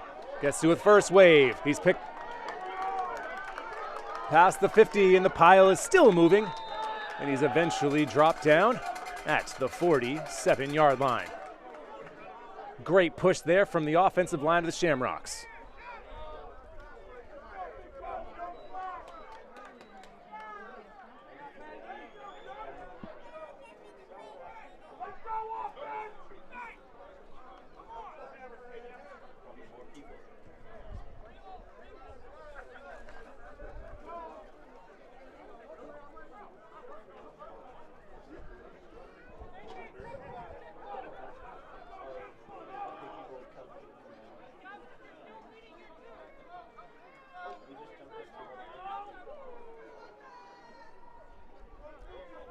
First down and 10 at the 47. Spencer, he looks right. He's got Boseman. Boseman had to reach for it. That would have been a very nice play there from Boseman if he was able to maintain. But the incompletion will bring up 2nd down and 10 as Boseman and Rosario both check out. And Moores Jr. and Mikey Johnson check in. Looks like Johnson will be at the top of your screen. And Heath, Moores Jr., and Asim at the bottom.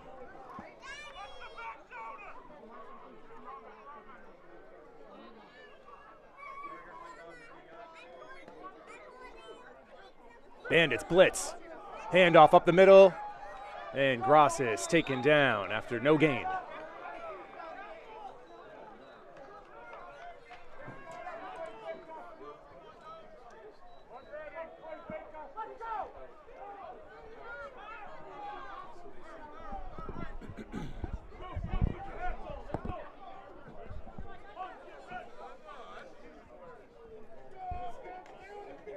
Nearly 5 minutes gone here in the third. Shamrocks still trail the Bandits 13-7.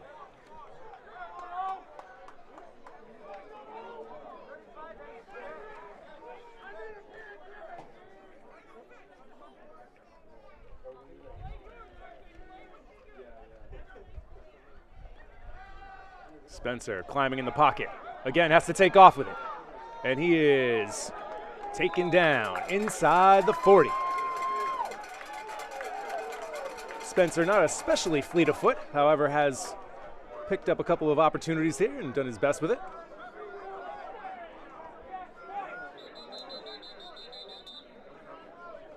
Looks like we have an official's timeout. I believe they're going to measure here where the difference between 4th and 1. It's definitely going to be short. We're just going to see how short it is going to be on here on fourth down. 35.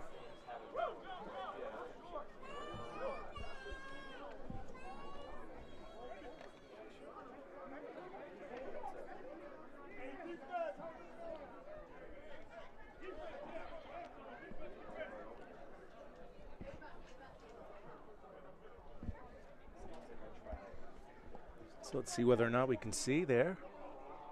And that's a good half-yard short.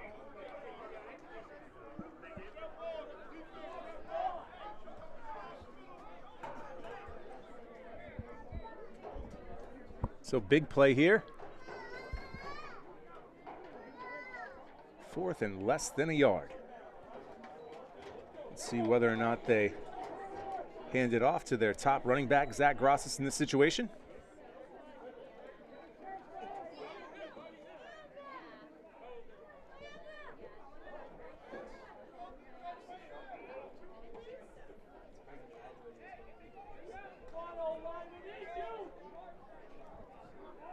Big moment for this offensive line.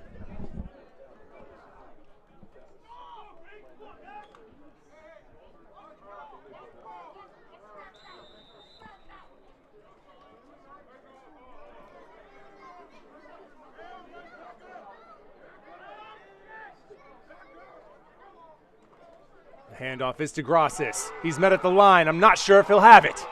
It looks as though he is short.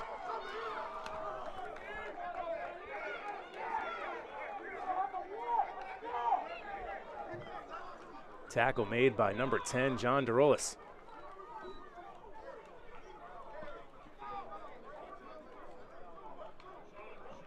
If Boston's able to come out of this and score on this possession, you'll look back, and that is a very big play in this game.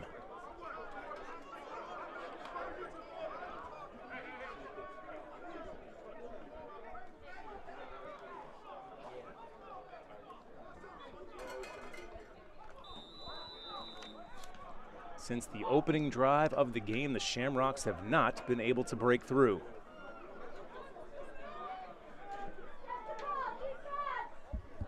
Now the defense comes in and has to make a stop.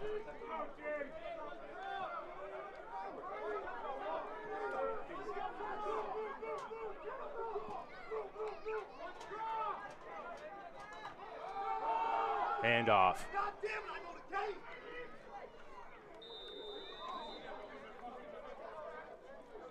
Runner falls forward for what looks like a gain of 3 or 4.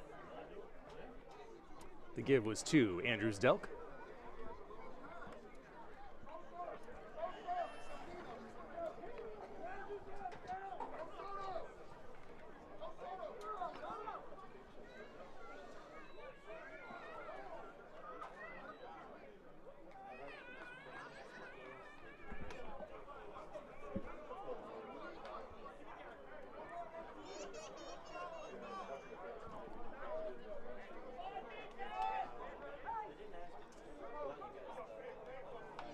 Bandits go trips left with 3 receivers at the bottom of the screen. Hamlin with the toss. It's to Andrews Delk. Blocker set up. Delk weaves his way to just about the 50-yard line. Close to a first down. Looks like he's going to be marked just short. Looks to be less than a yard short.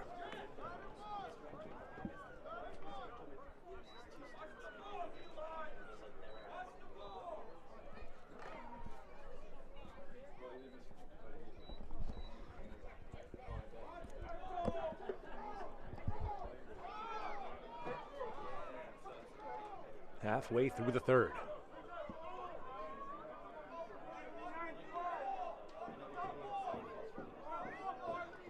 Handoff up the middle. Andrews Delk trying to be patient, but he's tackled from behind. That's going to be a loss of 2.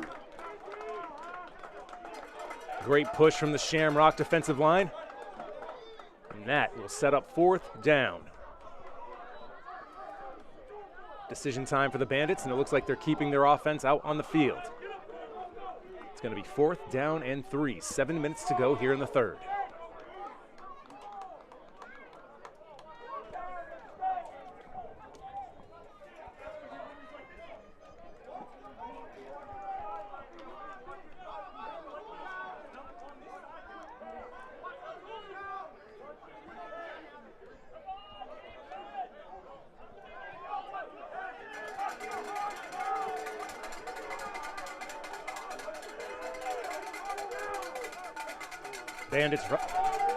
Shamrocks rush 4. Hamlin having a difficult time, throws it up, and the pass is reeled in. Andrews Delk high points it, brings in it, and that's going to be well enough for a first down.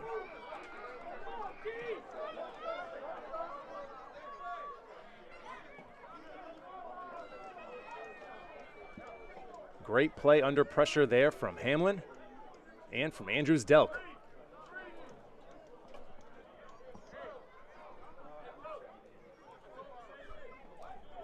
Pocket closing around Hamlin. Keeps his eyes downfield. And Andrews Delk just made a great play between a couple of defenders. Able to bring it in. So first down and 10, 47-yard line in Shamrock territory.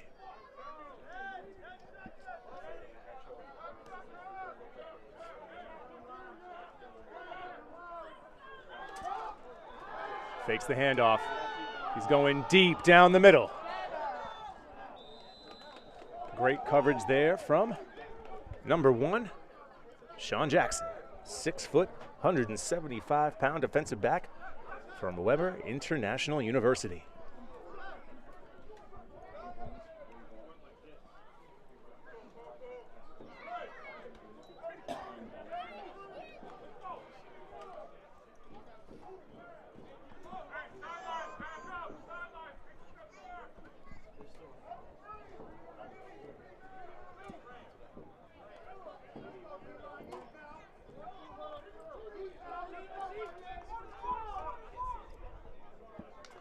Inside of 5 minutes to go in the third. Bandits looking for a big strike here, looking to increase their lead.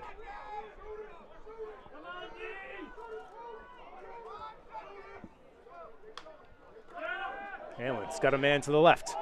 Throws behind his intended receiver, number 13, Ducci Arroyo. Dutchy Arroyo. I don't think it's Ducci. I think it's Dutchy. Put the throw well behind the intended receiver. So that'll bring up, 3rd down and 10.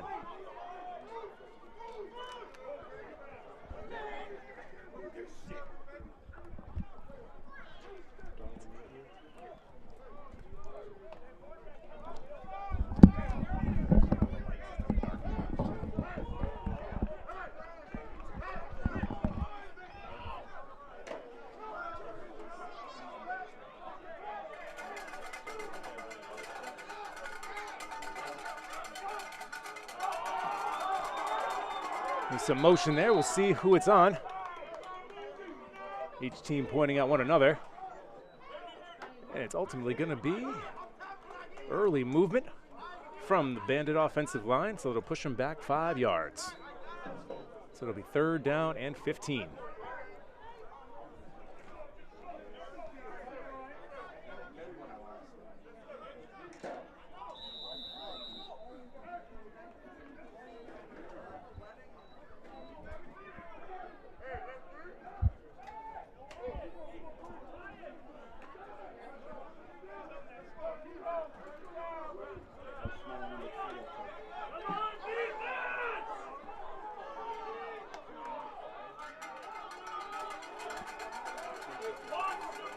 Shamrocks trying to get off the field. Hamlin flushed out of the pocket. Fires downfield, has a man, and it is brought in, and that may be enough for a 1st down. And it is. What a play on 3rd and 15. Great job by Hamlin. Breaking containment, throwing on the run, and throwing a dart. As Kayvon Davis reels it in for the 1st down. And the Shamrock defense has to stay on the field.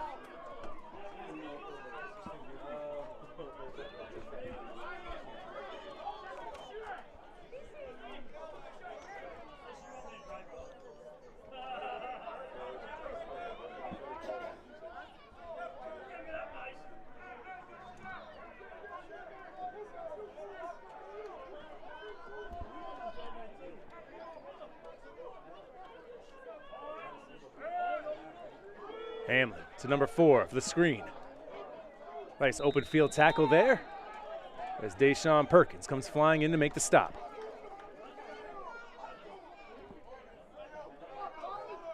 Gain of 4 on the play, however. As we approach 2 minutes to go here in the third. And the sun has set here in beautiful Marlborough, Massachusetts. Temperature has cooled significantly.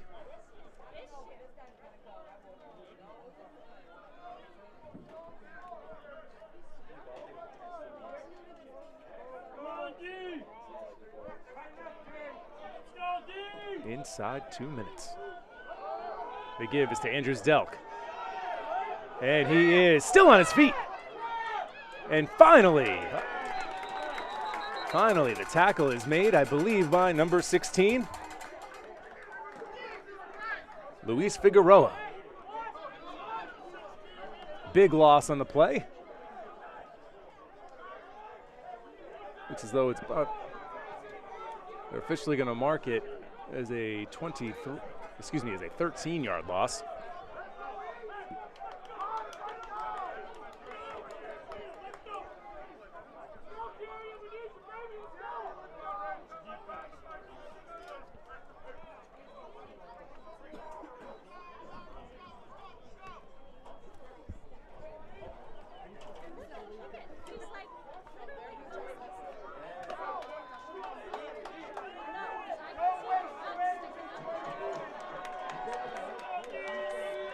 Third down and 23, under a minute to go in the third.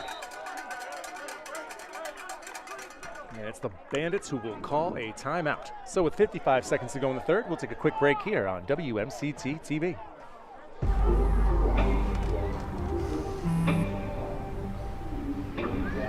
I don't know why you're so sad. You've got a roof over your head. You gotta stop with that depression stuff. That's what white people think. You alright? It just feels like it's coming from everywhere. Do you want to talk about it? You can talk to me if you're feeling sad. Whenever you need to talk, I'm here, okay? You're watching WMCT-TV Marlborough.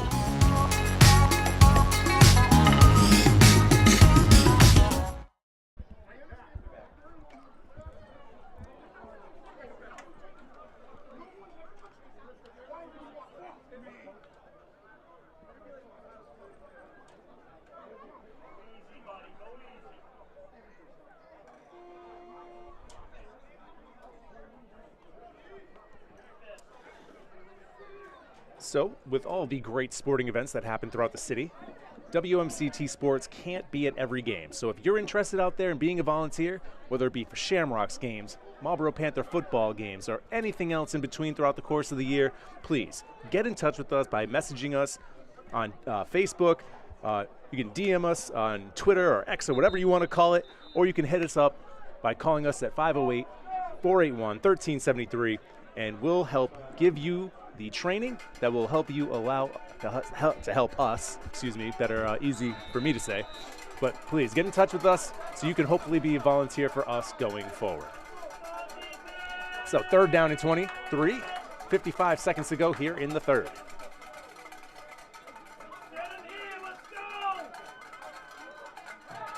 Hamlin looks left. It's got a man, it's Monroe, oh, but it's well overthrown. So it'll be fourth down and 23, and the Bandits will punt.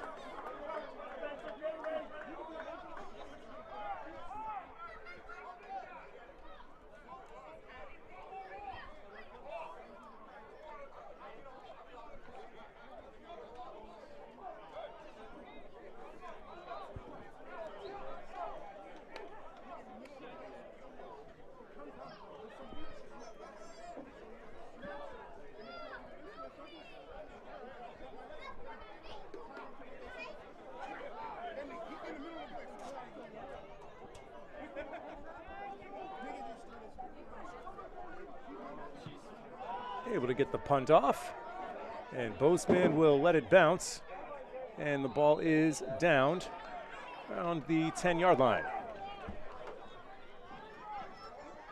So with 16 seconds to go here in the third, the Marlborough offense will come back out as they are still down by 6, 13-7.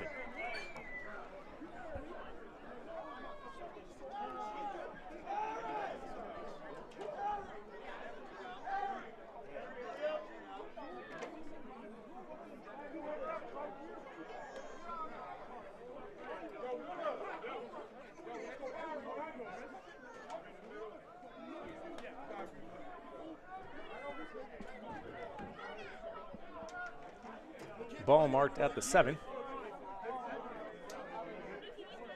Should be the, well, possibly the last play of the quarter. Asen gets it in the flat. Able to get away from the first tackler, and it takes a third defender to take him down. Another nice catch and run there from Graham Asen.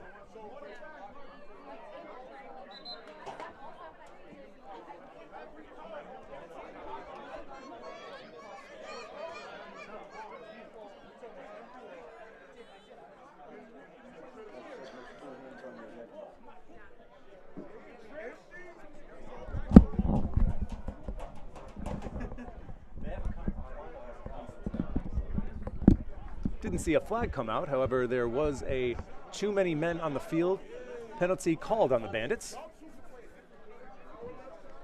So Marlborough will get 5 free yards out of that one, I believe. They'll have a chance to run one more play before the end of the third.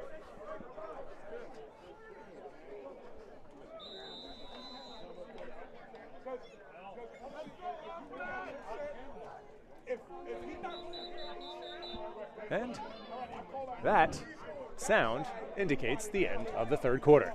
So as we make the turn for home, the Shamrocks trail this one by 6, 13 to 7, as we take a break here on WMCT-TV. When the time comes, we must be ready. Call 911.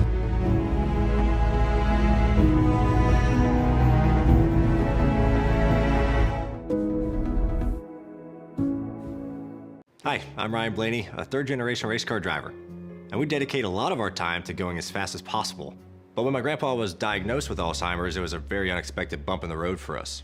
It's important to notice if older family members are acting differently, experiencing problems with their memory, or having trouble with routine tasks. Early detection of Alzheimer's can give your family time to explore support services, make a plan for the future, and access available treatments. If you or your family are noticing changes, it could be Alzheimer's. Talk about seeing a doctor together.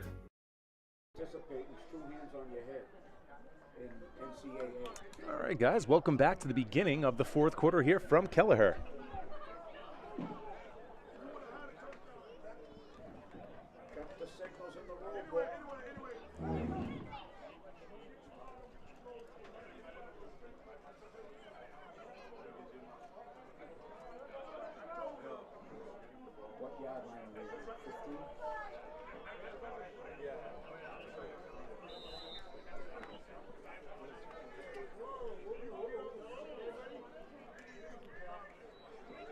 Second down. The pass is to Boseman. He's got a couple of blockers in front. Able to get to the outside, but not able to turn the corner.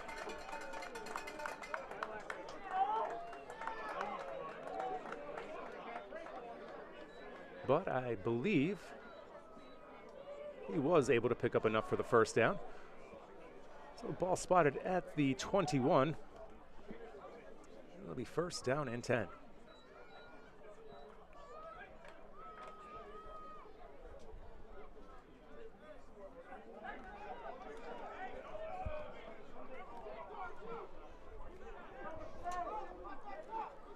Ankle checks into the game for Grasses. Heath in motion. To toss up. Boseman, one-handed catch. Did he grab it? Oh, no. Come on. I think I had a better angle on that one than the referee did. I'm pretty sure he had 1 foot down. He caught that with one hand. Unbelievable.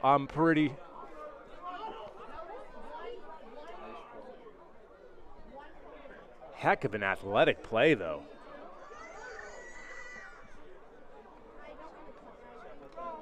I advise you scrub back and watch that one again and let me know if I'm wrong.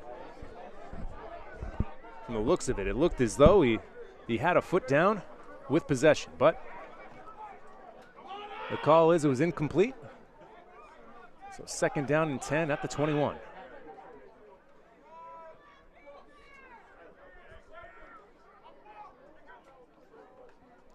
Bandits bring pressure. Spencer out of the pocket. Little shovel pass. Nice play. Boseman has it. Cuts to the middle of the field. And taken down at the 27-yard line. Creative play there from Corey Spencer. Shades of a little Patty Mahomes there. A little shovel pass.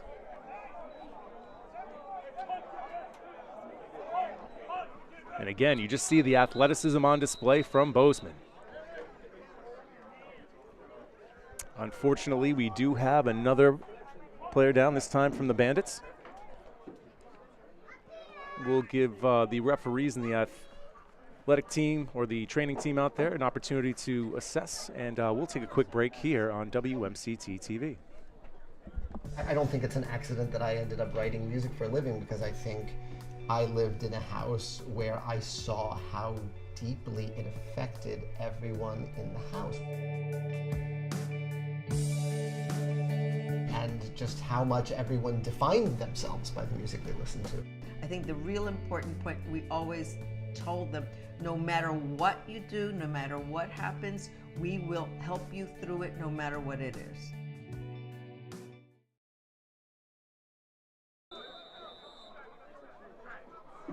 All right, back to the action here. 12:50 to go. Shamrocks remain down by 6.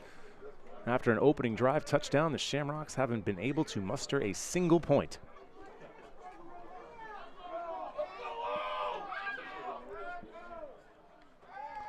The fake to Grossis. Once again, Spencer out of the pocket. He's going to have to keep it. Ooh, he takes a shot. Close to the first down marker. I'm not sure if he actually got there, though. It looks like they're going to mark him just shy.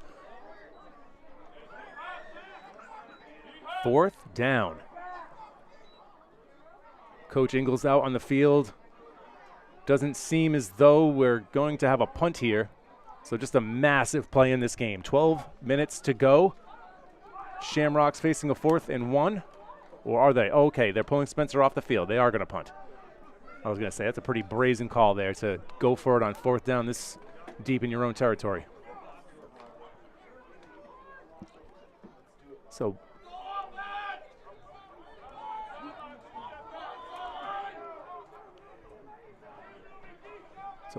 but they're lined up like they're going for it. And the handoff is to Grossis. Oh, excuse me, Bolton keeps it. But did he get enough? Bolton, who usually would be the punter, shifted into the quarterback position, faked the handoff to Anktel, and then tried to take it himself, but he's tackled just short. Oh, man. Coach Ingles rolls the dice on that one. Now Boston set up. Deep in Shamrock territory here.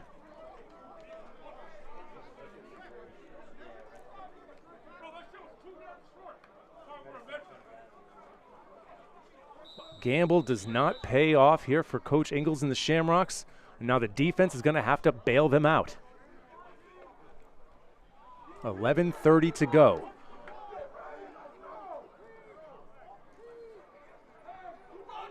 A score here from the Bandits would be devastating.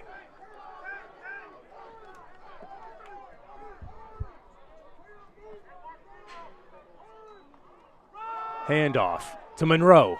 Gets to the outside. He's dangerous. Still on his feet. He's still on his feet, and he will score. Oh, my goodness. What an individual effort there. Made his way to the outside, weaved through multiple defenders. Just a heck of a play there as the Bandits take the lead 19-7.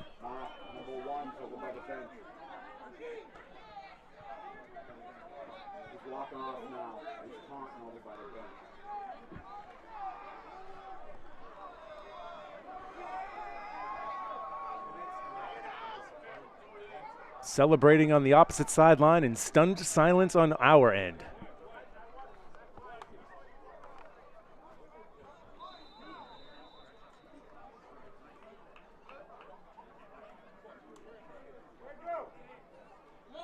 Monroe's 3rd tutty of the game.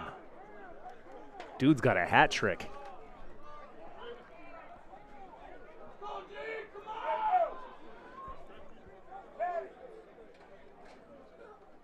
Boston keeping the offense out on the field to go for 2. Fakes the handoff. Pass over the middle. Wide open. 2-point conversion good. And the Bandits lead this one 21-7.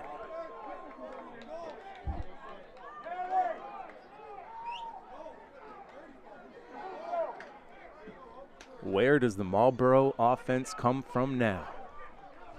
Who's going to be the one that steps up?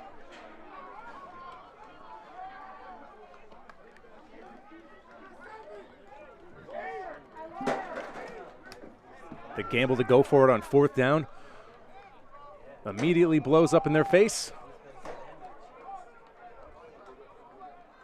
Instead of punting it away and making the Bandits go a decent length of the field, they only have to go 30, and to their credit, they did it in one play.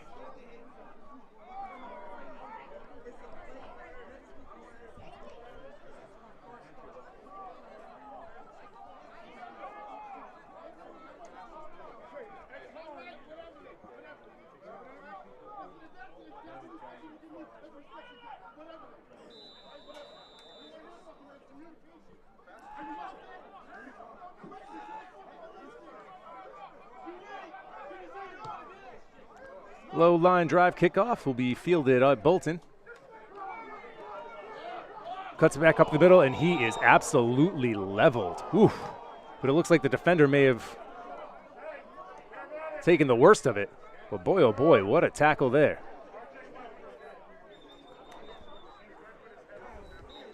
Ray J. Vereen, I believe, was there on the tackle.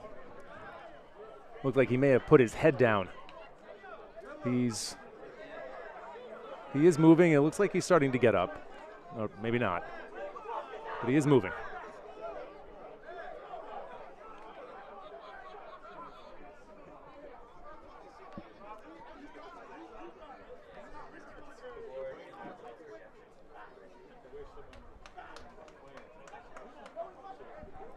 All right.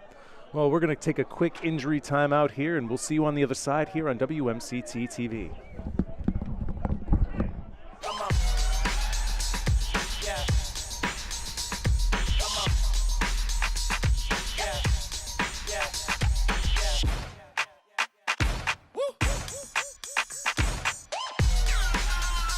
You're not going to get it all right. Just make sure you nail the big stuff, like making sure your kids are in the right seat for their age and size. Get it right at nhtsa.gov/the-right-seat. Desperation time here for the Shamrocks, down by 14 with 11 minutes to go. Quick hitter to the outside. Only able to pick up a couple there. Shamrocks are going to need big plays.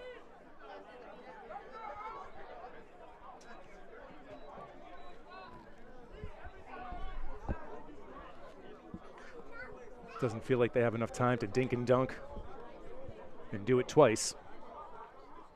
Not with 10.5 minutes to go.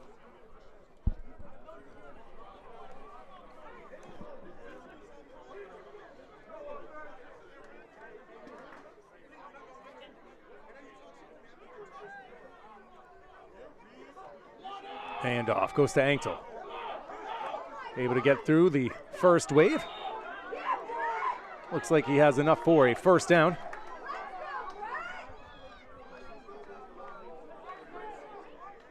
Ten-yard gain there for Brett Anktel. But the clock runs as we hit 10 minutes to go.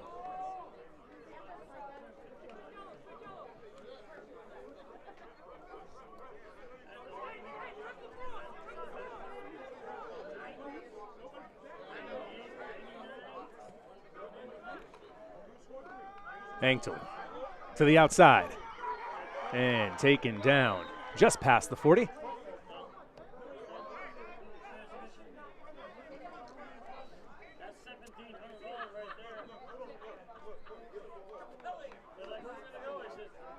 Gain of 3. Ball at the 42.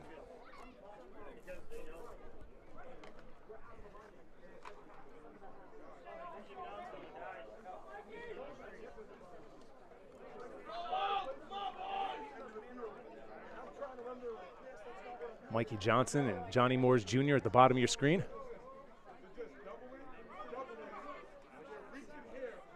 Boseman in motion to the backfield.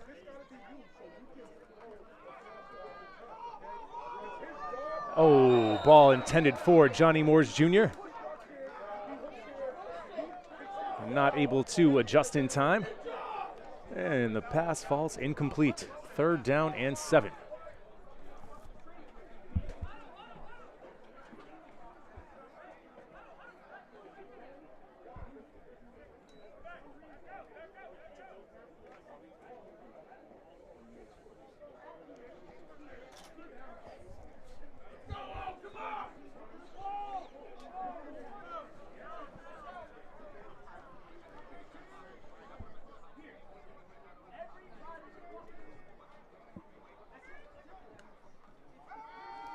Another deep shot, this time for Boseman. And he brings it in. This time the referee makes the right call. Beautiful pitch and catch there. Spencer to Boseman.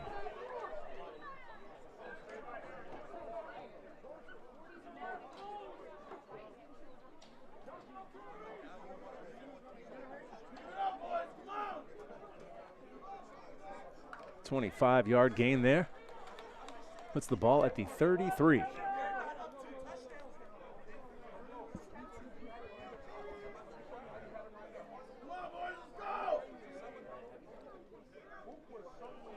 Tough snap, controlled by Spencer. The handoff to Grossis.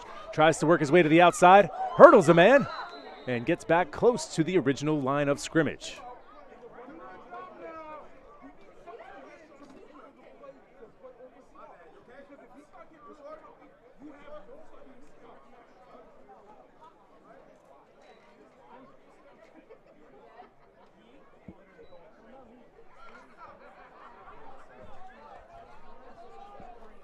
Halfway through the fourth quarter. Shamrocks need a score on this drive.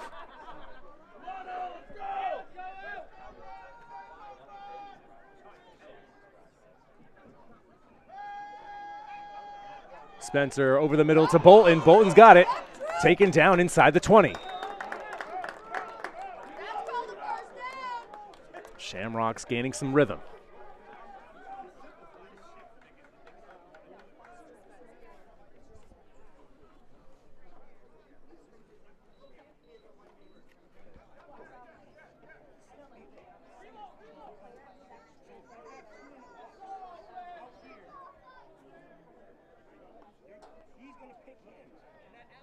Boseman, Moores Jr., and Rosario at the top of your screen.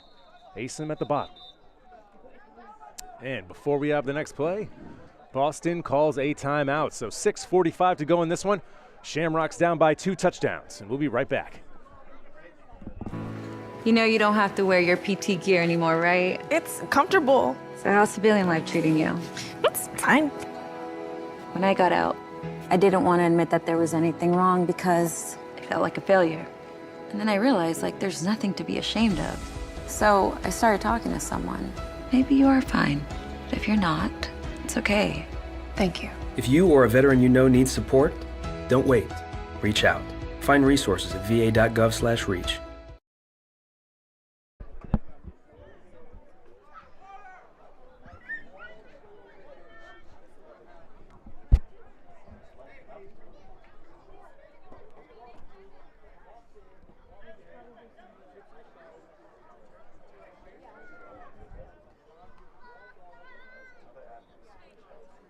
So it's going to be first down and 10 for the Shamrocks at the 17-yard line. As number 17 looks to lead this team to a comeback victory here on opening night. And again, it's Asim at the bottom of your screen.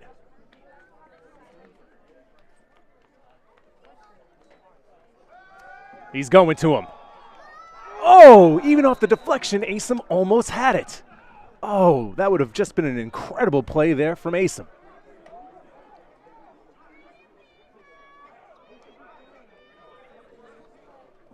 Asim's going to take this next play off.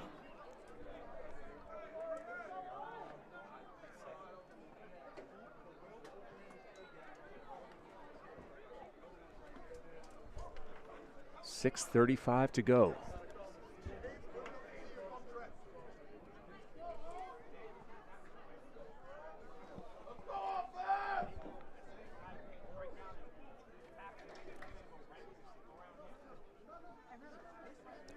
Now it's Boseman at the bottom of the screen.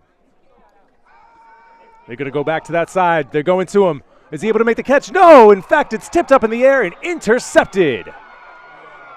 Intercepted. Play made by number 10, John Derulis. Devastating play there as the Shamrocks were right on the doorstep. Now the Bandits will take over after the touchback with 6:06 to go, up 2 scores.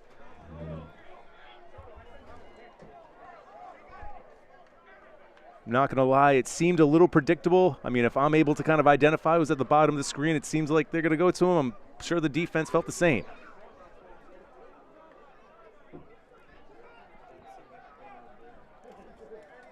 Tough break there for the Shamrocks on the deflection, though.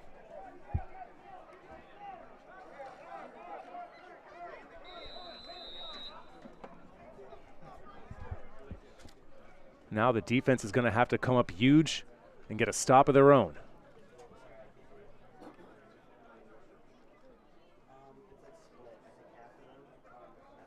Can't imagine the Bandits will be throwing much the rest of the way.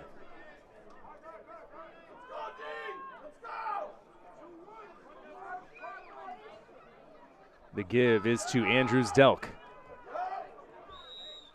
Taken down around the 25-yard line, a gain of about 5.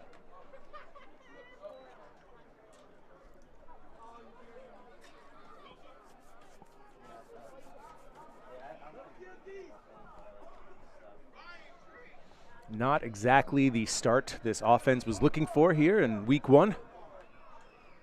Some positives to take away for sure. But results-oriented business here, and they are 5-25 away from going 0-1 to start the 2024 campaign.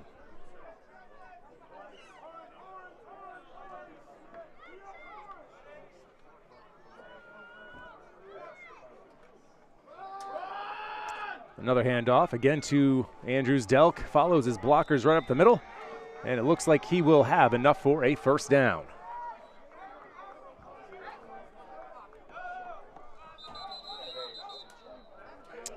Unfortunately, we do have another player down.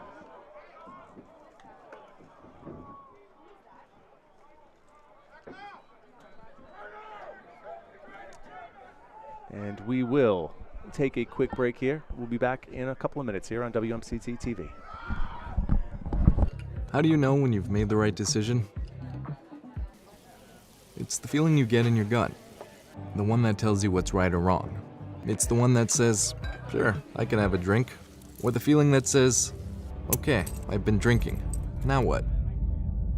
It's the voice inside you that says, I'm buzzed. Better leave the car when it's time to go. Plan ahead. Catch a sober ride.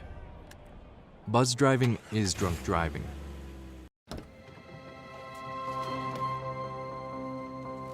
The impact of a meal goes well beyond feeding our bodies.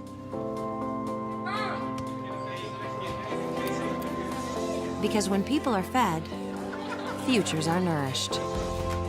Everyone deserves to live a full life. And with your help, together we can end hunger. Join the movement at feedingamerica.org/actnow.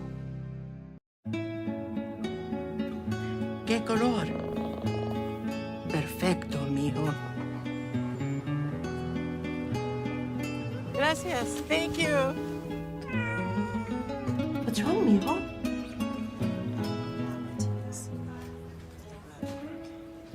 Donating to a pet's medical care is one of the many ways you can help families in your community. Pets and people belong together. Learn more at petsandpeopletogether.org. All right, welcome back. Unfortunately, it looks as though Brian Miller has sustained an injury that will likely take him out the rest of the game. We just hope that he is all right and he can get back soon. Unfortunate turn here for the Shamrocks.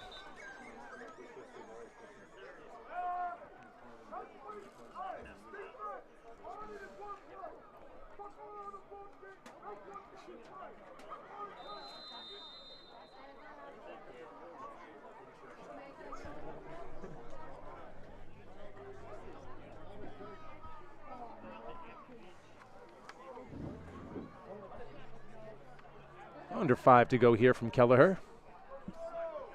1st and 10 Bandits, ball at the 32 as they look to close this one out here tonight.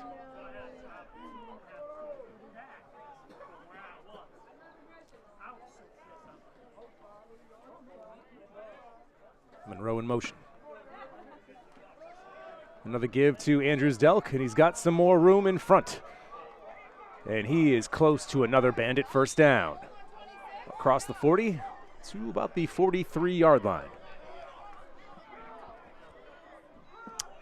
And just to let you guys know before the end of this broadcast here tonight, that WMCT-TV Studios is now the place in Marlborough to host your next podcast. Our staff can train you on how to utilize the station studio equipment so you can recreate and host a high-quality podcast. Just reach out to us again at 508-481-1373, and we'll guide you on your path to creating your podcast.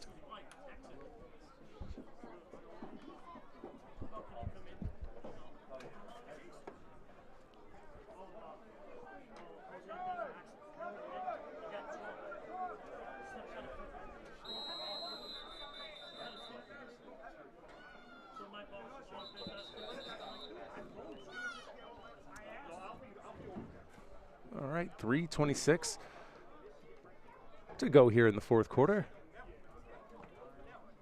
Looks like we have a bit of a delay here. I think the Bandits may have called the timeout.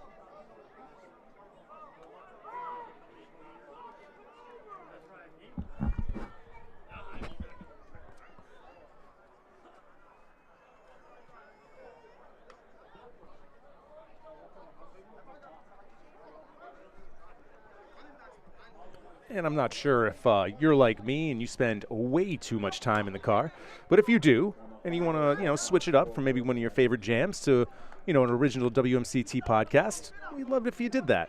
So come to our station's WMCT Sports podcast channel. You can find us on Spotify or really anywhere that you stream your music or podcasts. Check out shows like the Senior Spotlight Show. We did I believe 8 or 9 of them this year with different students from AMSA, Aspen Valley, and Marlborough High. And of course, our Marlborough Shamrock football podcast. So please head to wherever you stream your music or podcasts and check us out.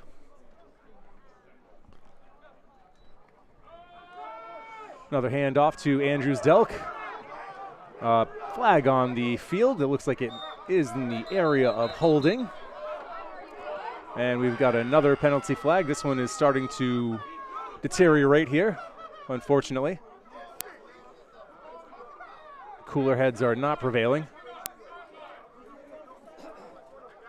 A lot of frustration on this Shamrock sideline.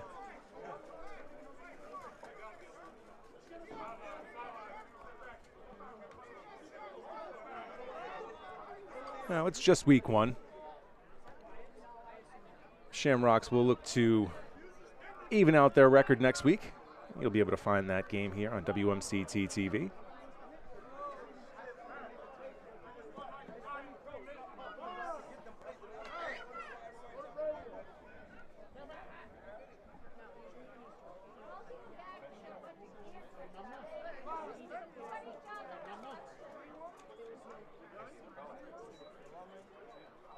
Holding penalty on the Bandits and unsportsmanlike on the Shamrocks.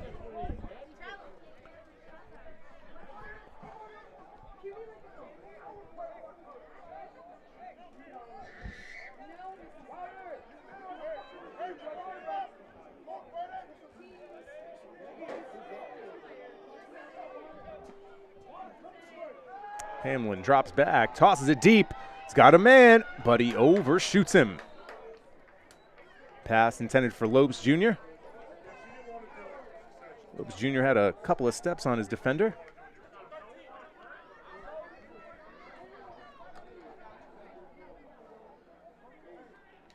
Not quite sure why the Bandits would be passing in this situation. Figured they just want to keep the clock running, put this one away.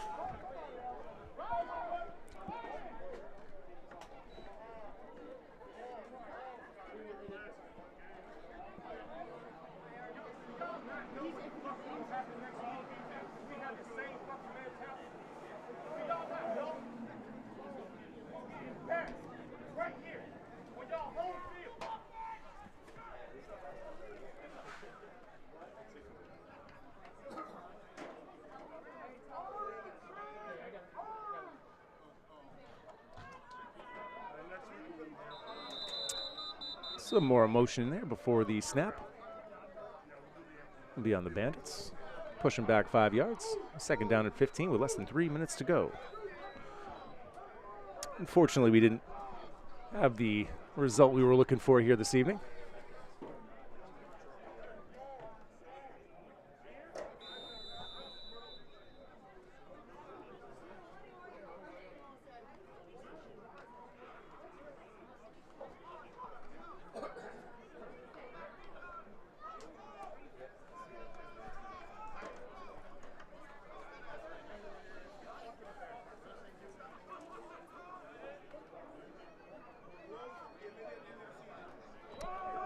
Another handoff, this time to number 21. That'd be Fredo Garitas.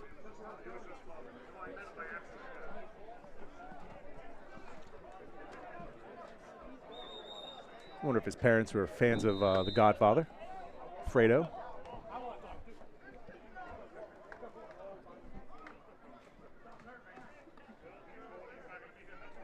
And unfortunately, we have another timeout. So, with 2:31 to go, Shamrocks down by 14.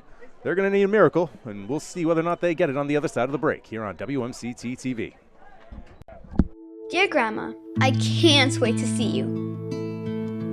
We can bake your special cookies, play cards, and look at all those old photos of you and Grandpa when you still had hair. 3 out of 5 fire deaths occur in homes without working smoke alarms. I hope you like the picture I made of us.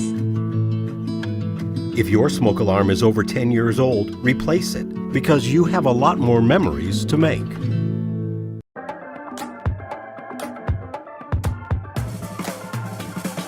Get it, slip it, cuff it, check it. Talk to doctor now and share it. Get it, slip it, cuff it, check it. High blood pressure silently affects millions of Americans. Staying on top of your blood pressure is as simple as these 4 easy steps. Self-monitoring is power. Visit manageyourbp.org to learn more. All right, welcome back, and thank you so much to those who have continued to join us throughout the course of the evening. We really do appreciate you. 2.5 minutes to go here as Hamlin throws and is incomplete. Clock stops with 2:25 to go here in the fourth.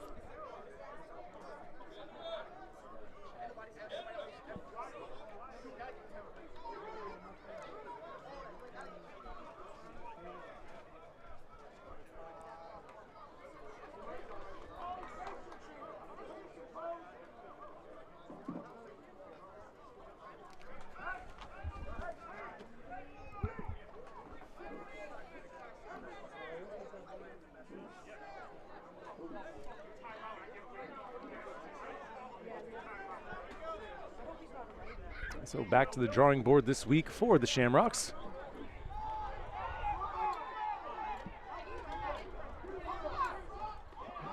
Boseman, who's got a chance to have a nice little return here as he gets to the 37-yard line. Like I said, this is a miracle time here for the Shamrocks. And a couple of massive plays.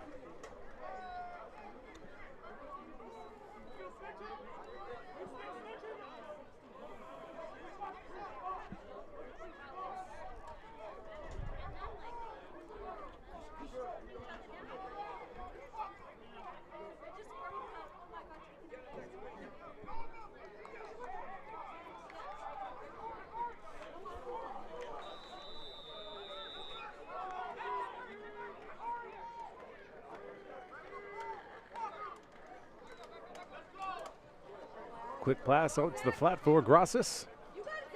And he's able to make his way out to the 46-yard line. Pushed out of bounds with 2:04 to go here in the fourth.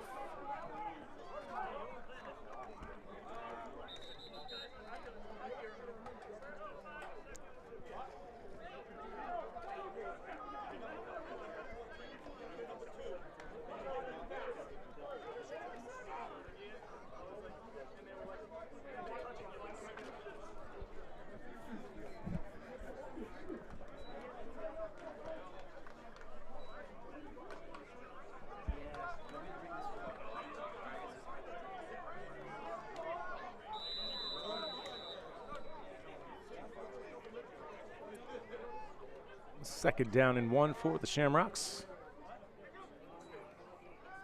Spencer looks across the middle to Bozeman, who is tackled with 2 minutes to go. And we have reached the 2-minute warning.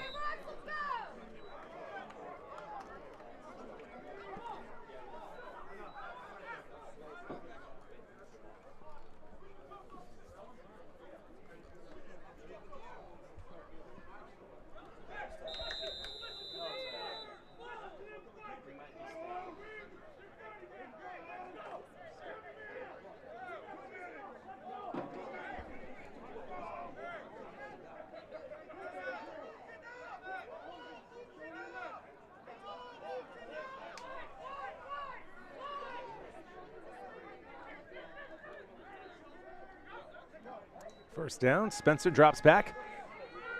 Pass is, nearly picked off.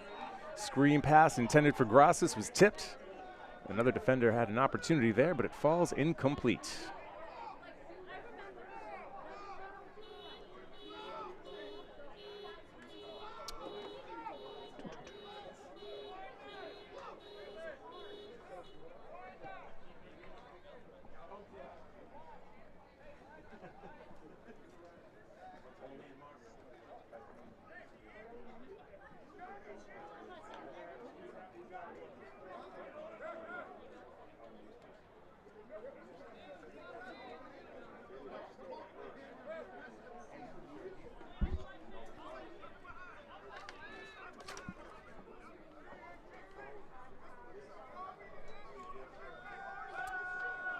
Spencer flushed out of the pocket, throws towards the right sideline and overshoots Asim.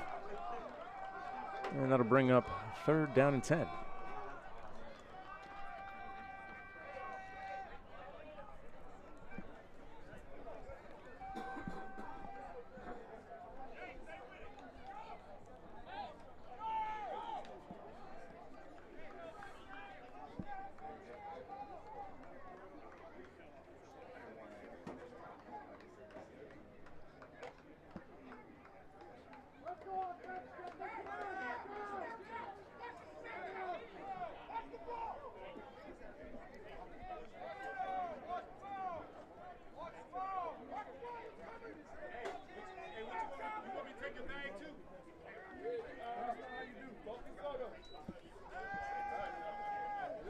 Spencer across the middle to Asim. He reels it in inside the 40-yard line.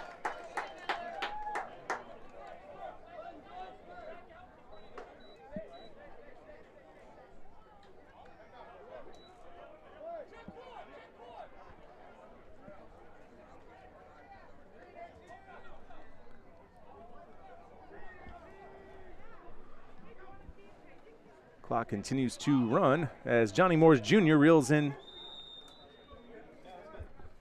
the catch inside the 30-yard line. Moores has been targeted a few times. I believe that's his 2nd catch of the evening.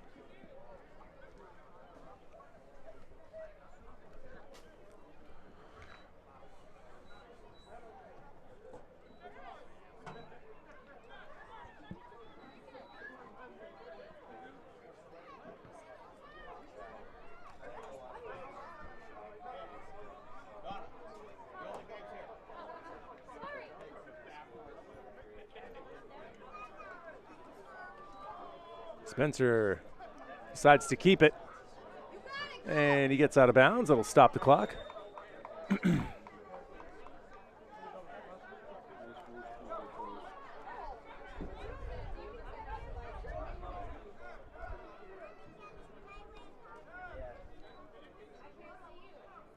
Still a slim chance here for the Shamrocks. They're able to score a touchdown, get the onside kick.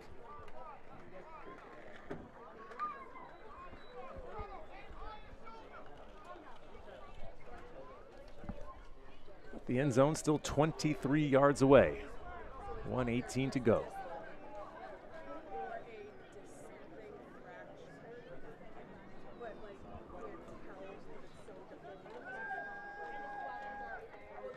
Spencer dropped. Spencer goes down in the backfield. And Coach Ingalls will call a timeout with 1:09 to go here in the fourth. So we'll take a quick break as well, and we'll see you on the other side. When the time comes, we must be ready. Call 911.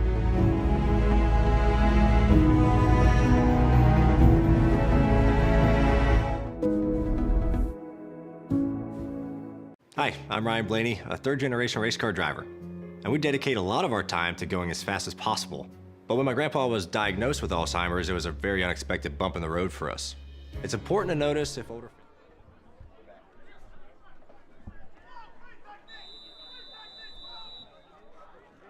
After the sack, it's 2nd and 12. Spencer drops back, looks left, throws it up, and man, Taylor Heath had a couple of steps on his defender, but either the route was interrupted or the pass was well off the mark.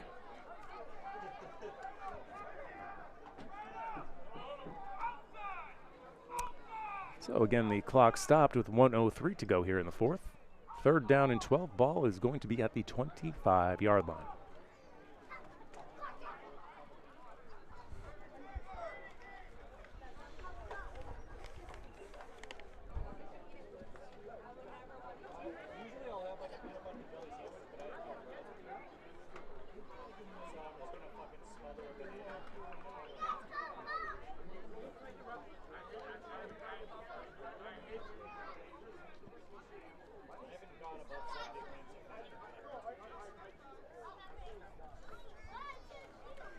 Spencer looking around over the middle, and he's got him. Nice catch there from Johnny Morse Jr. Ball inside, I believe, the 5-yard line. Somehow, some way, this Shamrocks team has not let this get away. There's a legitimate shot here.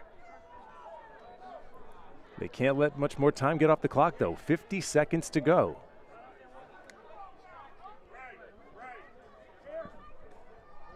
.45 seconds. Spencer's got a man to the left. He's there, and he's got it for a Shamrock touchdown.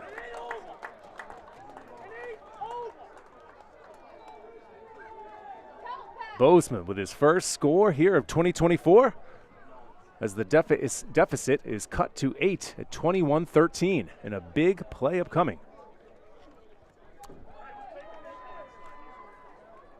Ando comes out with a PAT that will hopefully cut this to a 7-point game. Otherwise, if he's unsuccessful, it'll be an 8-point game, and the Shamrocks will need a touchdown and a 2-point conversion. Thomas to snap, Bolton to hold.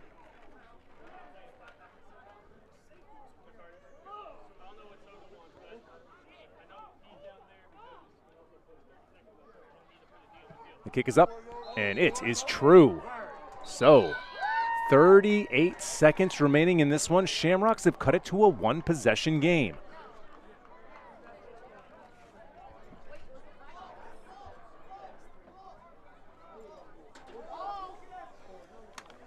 Are they re-kicking?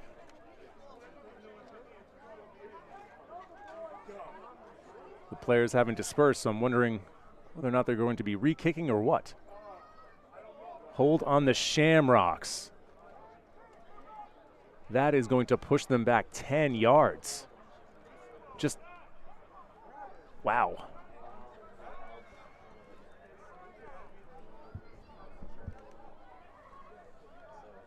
Ando certainly has the leg. That's not the question. He did miss a field goal attempt in a similar spot earlier in the contest. So we'll see whether or not the young kicker can bang it through again.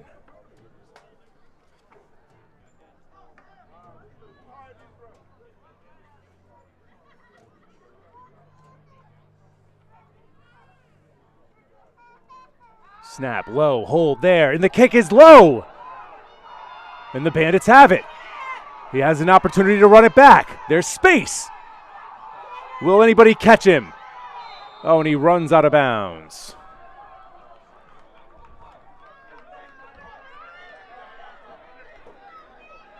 costly holding call pushes them back. The second attempt is no good, and the Shamrocks trail by 8. Still not over. It's a big difference between getting a touchdown and a PAT and getting a touchdown and a 2-point conversion.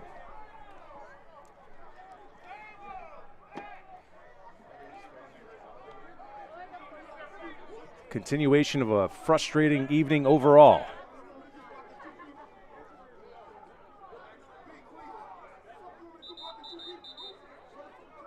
And that wasn't blocked by any of the defensive linemen. That was kicked straight into the back of the offensive line.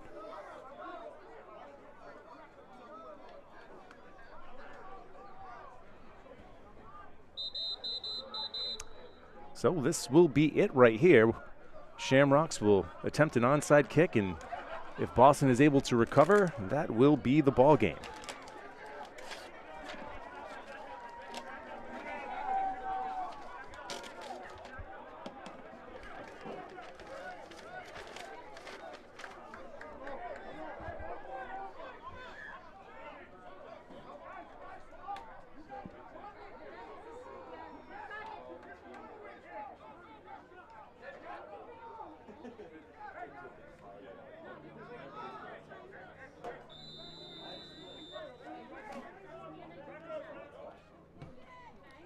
Tough kick goes straight out of bounds. Not able to get any type of bounce and lift. So the Bandits will take over with 38 seconds remaining. And all Boston has to do is kneel on it a couple of times, and they will begin 2024 with a victory.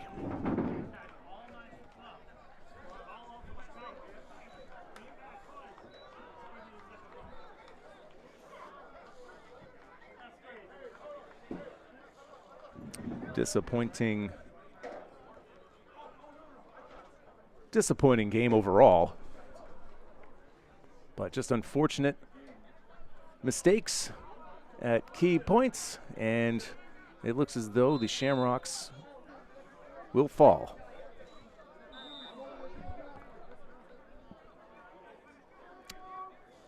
And that just might do it, and with the players coming onto the field, I believe it will. So, the Shamrocks fall to 0-1 to begin the season. However, they will be back here at Kelleher next week. So make sure you join us. We will be here at 6:45. So until then, I'd like to thank Emma Burgess, Jack Brezink, Mike Lawton, and I am Matt Bisaccio, signing off from Kelleher. Thank you so much, and have a great evening.